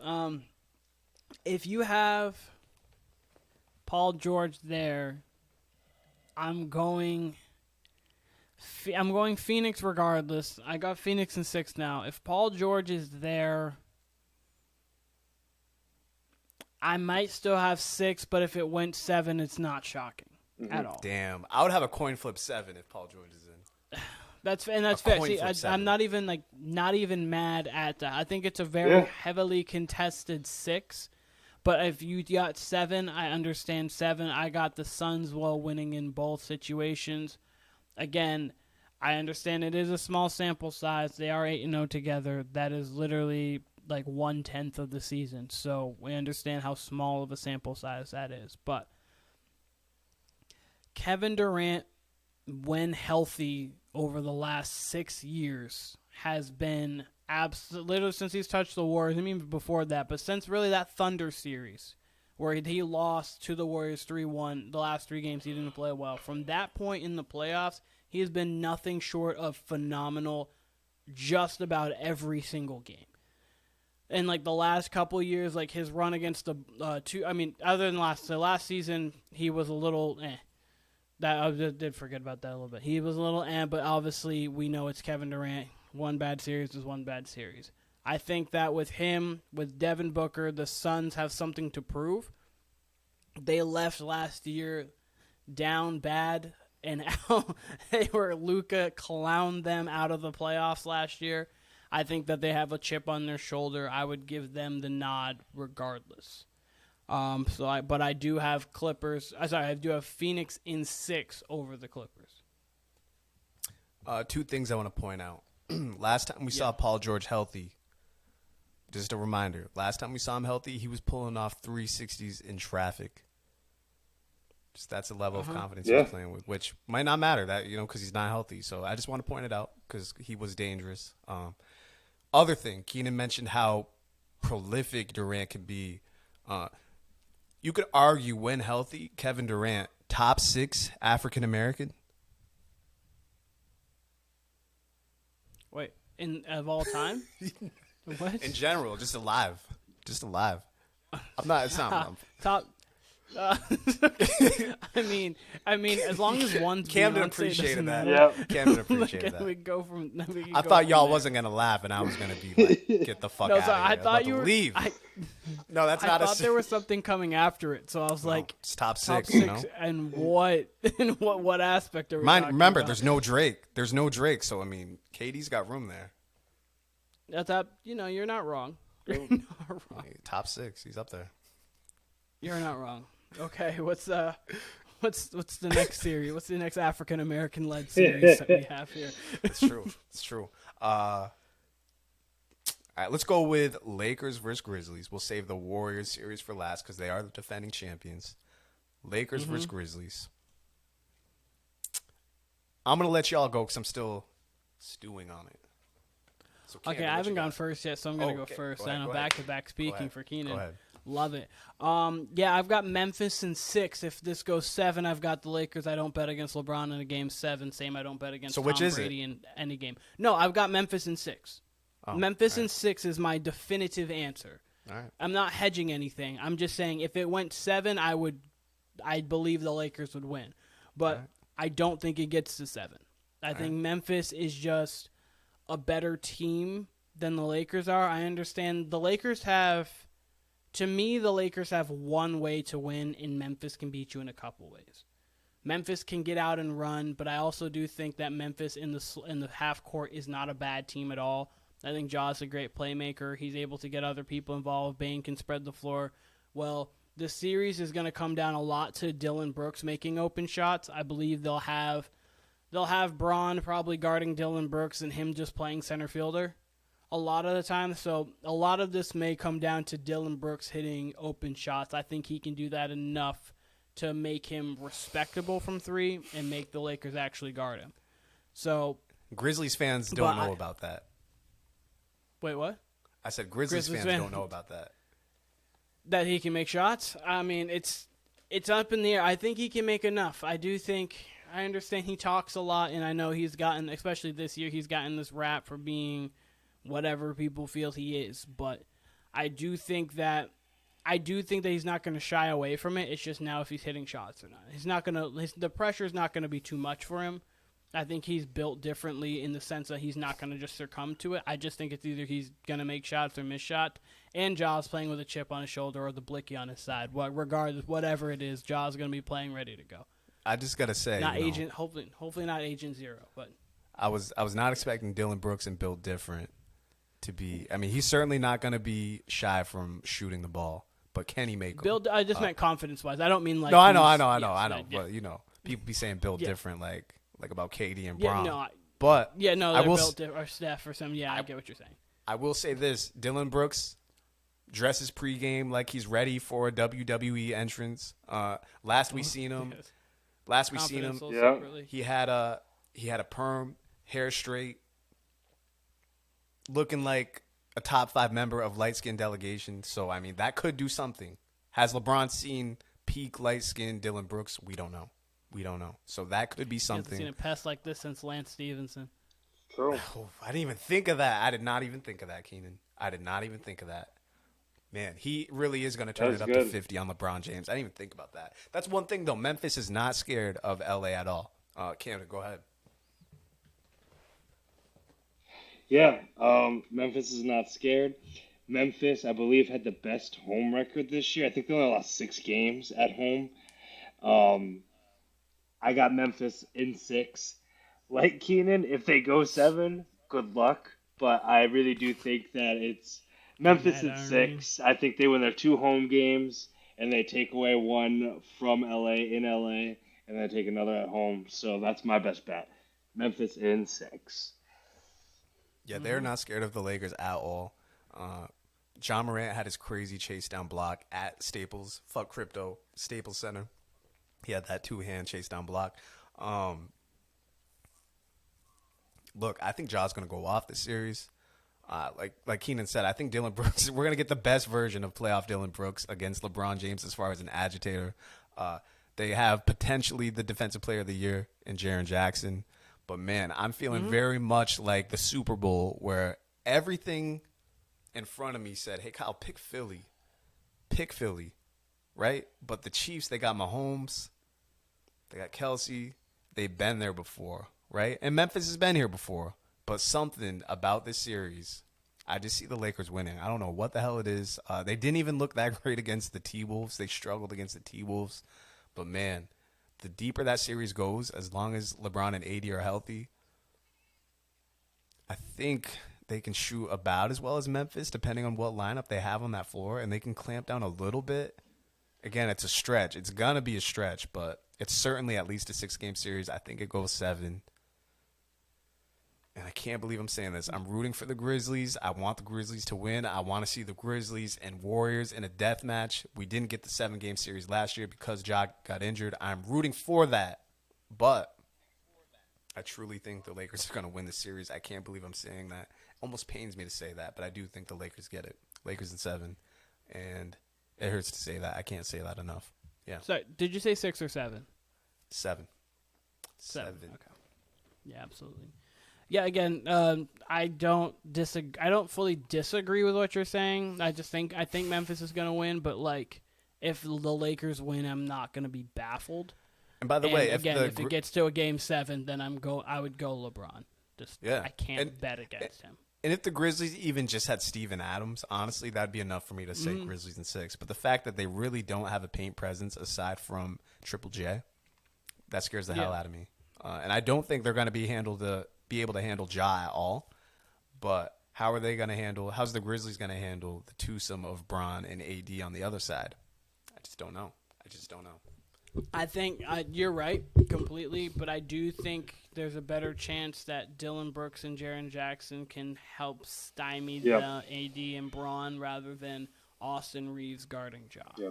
And neither are going to work that great. I mean, Jaren Jackson on Anthony Davis, it really is going to come down to, is Jaren Jackson going to get in foul trouble like he's apt to do? Yeah, if he gets fouled out, I mean, that's bad. If Jaren Jackson gets in foul trouble, then the series can definitely go LA's favor, and that's not a bad bet because he is like top 3 in the league when it comes to fouls. Mm-hmm. Like he fouls a lot. Karl Anthony Towns, the same thing. Karl Anthony Towns got that 5th foul against the Lakers and became Kitty Cat Tom and Jerry Towns. So I will say this: I think that the Lakers turn the ball over, and the Grizzlies' transition game is what's going to win it for them. Is they're faster, and if they get out on the break, they're unstoppable in that way against the Lakers.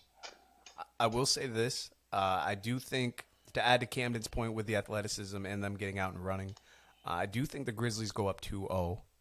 I do think the Grizzlies have a coaching advantage in this series. But I do think the Lakers can even it up. And everything I'm about to say is going to lean towards the Grizzlies because I don't think there's any way the Lakers could win in 6. I think the only way they could win is in 7. There's no way they're sweeping them. There's no way they're making it quick work and getting the Grizzlies out in 5 games. I certainly don't think they're talented enough to win 6. But I do like their team, and I do like their balance a little better, especially if D'Angelo can give them something. He's a 0 on defense. But if they can get one game where they can at least shoot the lights out, Austin Reeves has been playing much better. Malik Beasley gives them something. Vanderbilt gives them some presence, too. If you combine that with all you need is 4 pretty good to monster games from LeBron and AD, I think they're capable of that. So long as AD can stay healthy, I think, that gives LeBron a lot of help. Granted, if LeBron's playing 40-plus minutes, you still got to give it to Memphis. I don't know. There's a lot that does sway at Memphis' way, but I do also think, without having Steven Adams or Brandon Clark, that makes a long series for Memphis. So it does. I go 7. I give LeBron the edge. I'm less confident the more I'm talking about it, but that's just what I'm feeling, and that's just what I see right now. But I'm not entirely confident in it. So, but y'all got 6, I got 7.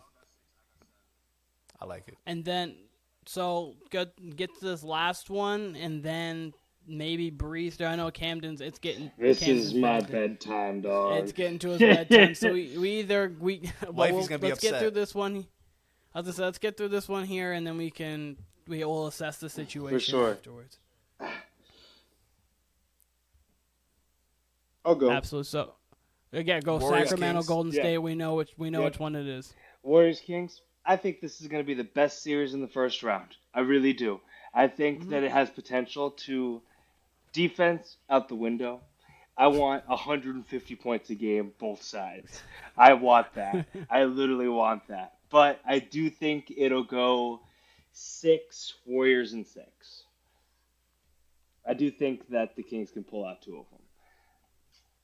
Mm-hmm. Keem, Kyle, what do you want got? me to go or did you want to? Okay, I'll go. I echo the sentiments of Kamden. I've got the Warriors in 6. I think the Kings got a lot of depth. The Kings got a lot of energy, a lot of heart. That building's going to be electric game 1. They haven't had a playoff game there in so long. I think their building might get them game 1, The but I think the beam. Warriors, like the beam. I do think though that Golden State's road woes. They have the most road wins in a series, like per every. They have a road win in every series, and there's the longest streak in NBA history right now. I don't think that stops. So I do think they can get a road win for sure. This team has a lot of pedigree to them, and then I've got Golden State in 6. They were trash on the road this year, though. They were garbaggio on the road this year. They were garbage. So I want to start off by saying I think the Warriors steal game 1. That place is gonna be That's big. insane. Like I don't think y'all, because I mean, what the last time they were in the playoffs was what 05 or something like that.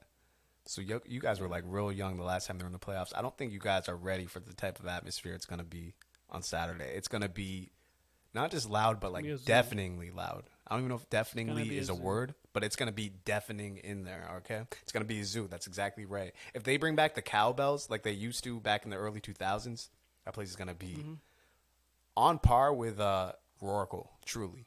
It gets that loud. I do have the Warriors in 7. If you have the Warriors winning game 1, Curry must be having 40 in your game 1. It's a good chance of it. Trust me, Curry's gonna. We're gonna see peak Curry, peak Draymond in game 1, and whatever you get out of Clay's, whatever. And that's not to say Clay's playing back. He's been playing great. I just think Curry is gonna go the fuck off in game 1.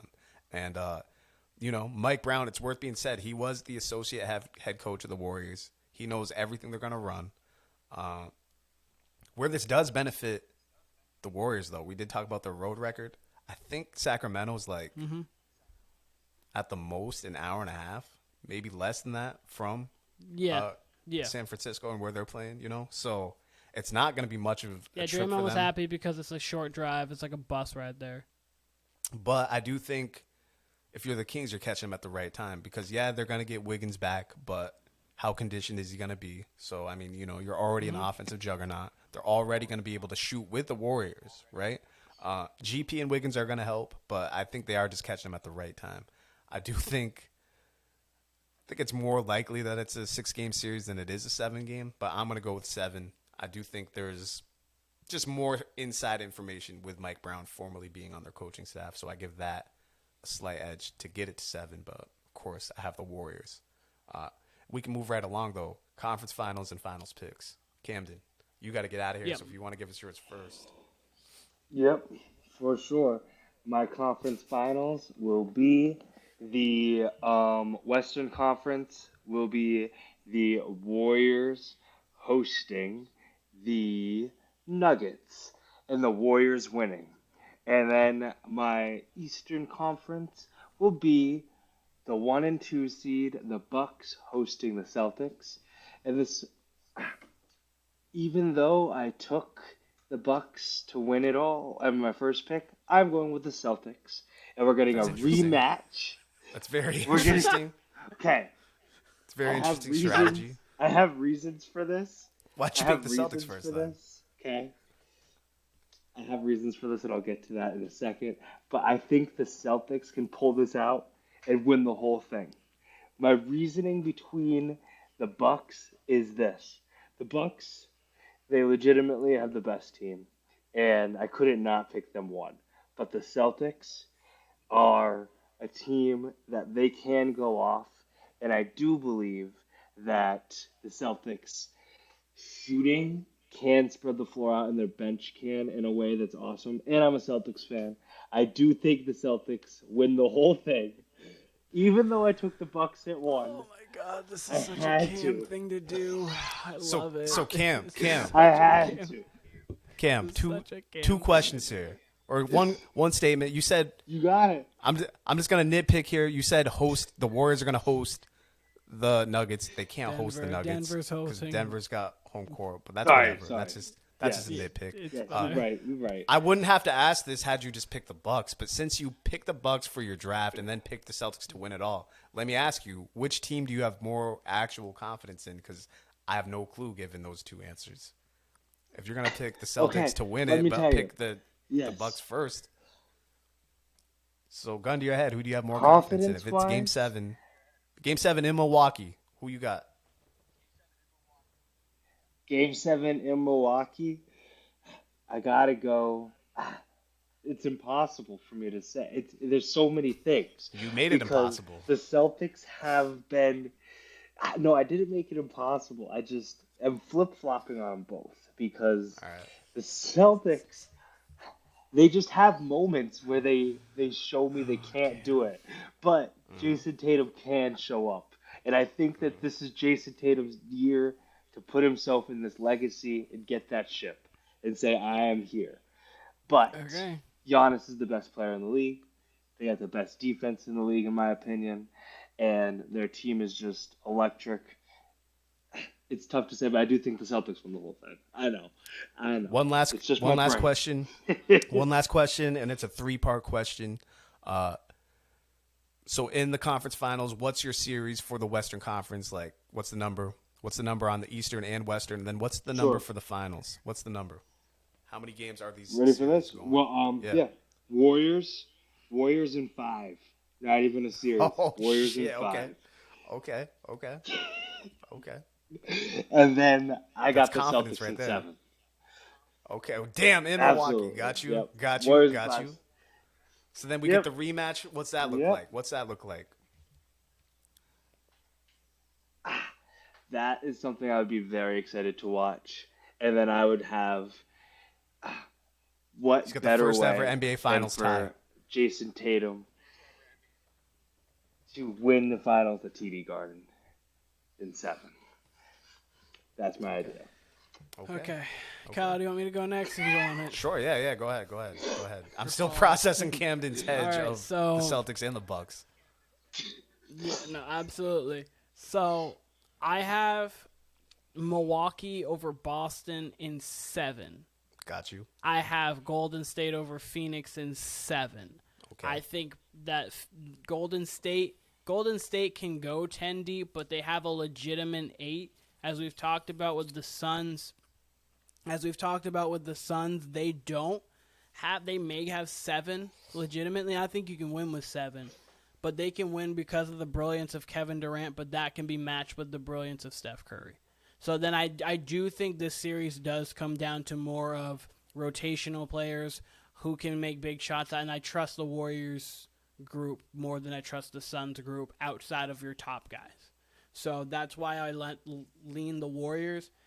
I lean Milwaukee because I think they're just the best team in the league right now, and Giannis is an animal. I think it's weird I think that if Milwaukee beats Boston, Milwaukee will beat Golden State in 7, and that might even be 6. I don't think the Warriors have a singular answer. They have to put Kevon Looney on Giannis. Then Brook Lopez is getting guarded by Draymond, or Draymond on Giannis, and just they don't have an answer for Giannis at all. So, and Drew Holiday is a person who can check Curry and give him fits. So I think that if Golden State sees Milwaukee, they will get beat. But if Boston was to win that Game 7, which they could, I think Golden State would beat Boston again. But I don't think that's going to happen. I think Milwaukee's going to win it all. Okay. And Kyle, Not you're mad at that. you're good to go. I had Milwaukee in 7, all of them in 7. I think all of them are 7-game series. I think these teams are pretty close, but all of them are. Let me ask y'all. This is just one question because you both have Golden State going to the finals. Andrew Wiggins has not played, and not due to injury, but he has not played since, I believe, Valentine's Day. And now we're throwing him in. I'm assuming he's playing on Game 1, mid-April. So that's just 20 about to 25 minutes. 2 full months off.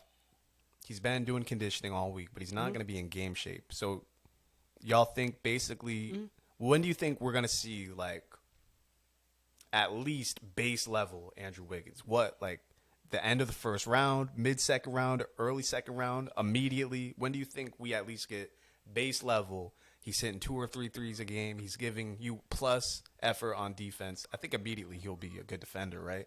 But when do you think he's going to be in full rhythm enough to make a true impact for them to where we're like, okay, Wiggs is back. This is a different team now? Because it could be immediately Second or it round. could be okay. Yeah. So for me, I'm going to a quick explanation. Second round, I think that they are set up perfectly by playing the Kings because the Kings don't play defense. So offensively, Wiggins is going to be able to get a flow offensively. I think that with the lackadaisical defense that the Kings really play, they haven't been good defensively all year. Wiggins is going to be able to find himself open shots, open looks, and defensively, I understand it's going to be a tall task. He's probably going to have to see De'Aaron Fox some. He'll see Harrison Barnes some. But he'll be able to get himself back in conditioning, and I don't think the Warriors absolutely need Wiggins to win this series. Nope. Without Wiggins, I think they could win the series. It would be tougher, but I think they could win the series. They can't win a championship without him, and no, see, I think it's tough. I don't think it's like an easy series. I think it might even go 7, but I think they can win this series without Wiggins. I think that one's possible. I think they're good enough. I think their pedigree is good enough to get this one. They couldn't win the second round, regardless of the Lakers or Memphis. I think Wiggins, because of this, is going to be able to. Kind of like how Steph last year came off the bench, off of an injury against the Nuggets, was be able to be integrated into the lineup because the Nuggets didn't have Jamal Murray or Michael Porter Jr. They weren't really worried about the series, like losing it, because Jokic is great, but he can't beat them single-handedly. You're able to get Curry in there without having to play him 36 minutes. You're able to ease him into the playoff flow, and we know what happened. I think they'll be able to do the same thing with Wiggins this year. Okay. Let me just say, I looked at my preseason picks, and my conference finals was Warriors versus Clippers in the Western Conference, and I had the Bucks versus either the Celtics or Sixers, and I hedged because I believe I had the Sixers doing really well in the regular season, but of course I gave the caveat of James Harden. You did. That's what I'm assuming. My conference finals in the East is Bucks Celtics. I kind of said earlier that I give the edge to the Celtics. Seems how they were my first pick, and for some reason apparently not Kamden's first pick. So I do think they make it against the Bucks. I do think it's a game 7. I would still give the Bucks the edge like I did in the preseason. Like you guys said, man, Giannis is just too much. I mean, Kamden does have them winning the Celtics, but I don't know, man. Giannis is on a mission. The Celtics were lucky that Middleton wasn't healthy. Now everyone's healthy. Middleton's gotten now probably about 2 months of reps in. So we're going to see that team at full strength, absolutely. And we've seen enough lulls in the Celtics to give me enough question to see like if they can actually overcome that matchup.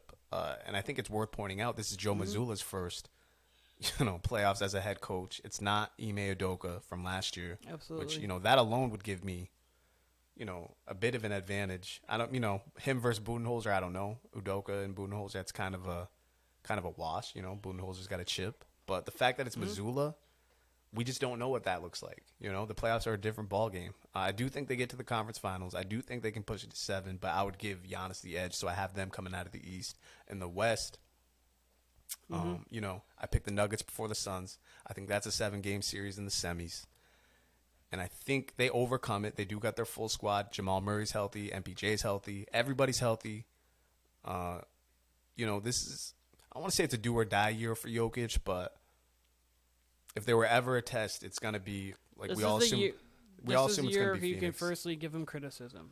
Absolutely. And If they don't get out of the second round, at least you can actually give him legitimate criticism for being like. I you need can't to get wait. Your team farther. I can't wait. I would say this. If the Nuggets in the Go second Cam. round against the Suns and Jokic underperforms, right? Like if they lose in 6 and it's definitively because Jokic, then we can have something to say. If that's a 7-game series and Jokic balls out and it's they lose by 1 or 2 possessions, I don't think it's fair to give him, the type of criticism we gave Dirk when he, bowed out in the first round here, against Golden State back in the day. No. But, yeah. But, if he's definitively, like, pushed out of the playoffs, then absolutely, you got to give him criticism coming off back-to-back MVPs, being in the top 3 for this MVP race. You'd more than fair to give him criticism. I do think that's going 7 games regardless in the second round. I think they make it through. I think they face the Warriors. We all seem to have a lot of confidence in the Warriors. I think that's a 7-game series, and I'm sticking with my preseason prediction, which I just found out was Bucks-Warriors. I thought it was Bucks-Nuggets, but apparently it was Bucks-Warriors. Man.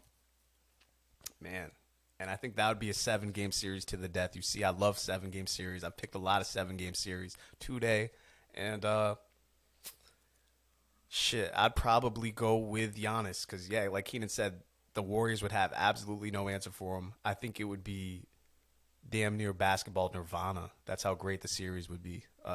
You'd get 7 games. You'd get the best of Golden State. You'd get the absolute best of Milwaukee, pushing each other to the brink. But Giannis is a fucking superhero, bro. Like, they call him the Greek freak. Nah, he's the Greek god now. Like, he truly is. And I'm scared now with Middleton, with him being able literally to rest maybe like 3 more minutes than he would last year, right? And especially getting either Miami or Chicago in the first round. The fresher he is, it's going to be scary what kind of numbers he puts up. Like, he might average goddamn 37 and 13 or some shit in a series. Like, it's really endless what he could average in a series with a full team around him. With the shooters around him, he could average ridiculous numbers. But, yeah, I got the Bucks winning it all. I think they'll be facing Golden State. For my money, that's who it would be. And I did not have this confidence in Golden State 2 weeks ago. That's my preseason pick. Mine as well. I think we each had the Bucks winning over Golden State prior to the season because I was pretty shocked that you picked over Golden State. And it even still feels weird to pick over Golden State. It feels weird to pick Golden State to go given the season that they had. What's up? What'd you say? Wait, sorry, what was that? What'd you say? I just said I'm an objective guy, Kyle. Curry doesn't win every year. Tom doesn't win every year. I mean, I like him, but that doesn't mean they win every year. I mean, it truly feels weird to pick the Warriors to go that far after the season they had. They really had turmoil, and I could absolutely see them. If you told me they lost in the first round, I'd believe it. If you told me they lost in any round, I'd believe it. But I don't know, man. They're going to be tough to get out of there in the playoffs. Clay's playing well on top of Curry being, playing like Curry does. Draymond's had a good Draymond season, despite him being a 0 as far as shooting the ball. But I don't know, man. If Wiggins can at least come back to a base level, right, they're going to be tough to get out of here because they really can turn it up on you for a 7-game series. And look, they're going to get tested immediately with Sacramento. So we'll find out right away with them. And really with Milwaukee, we're not even tough to get out of here. Milwaukee's not even going to really get tested, I think, till the 3rd round. Like, yeah, if they get Cleveland, Cleveland will throw some haymakers at them, but I don't think it's like – I don't think it'll be a true test the way Boston or Philly will test them. So, yeah. Absolutely. And I know, Kamden, I'm sorry. We were tough to let you out of here. Kamden, thank you for joining us. We know. Hey, man, I had fun. But I had fun. Thank you, Bang. I thank you very much. We're obviously during the playoffs. We're gonna have you on maybe after the first round just to check in on how our bracket's doing and see and how everything's going there for sure. Yeah. Hey, always a pleasure being on the Warner Brothas podcast, man. Thank you, guys. Appreciate it. Thank brother. you. This was the Warner Brothas podcast. Like, subscribe, follow, go watch us on YouTube. All that. Listen to us on Spotify, Apple Podcasts, wherever streaming is available. Listen to us. We're out of here. Enjoy the playoffs. Enjoy the first round. Be safe this weekend. By the way, if you're a UFC fan, Holloway versus Arnold Allen, that'll be great. That'll be going probably during the Golden State Sacramento game. But this was the Warner Brothas podcast. We will see you next week. Kamden, thanks again for joining us once again.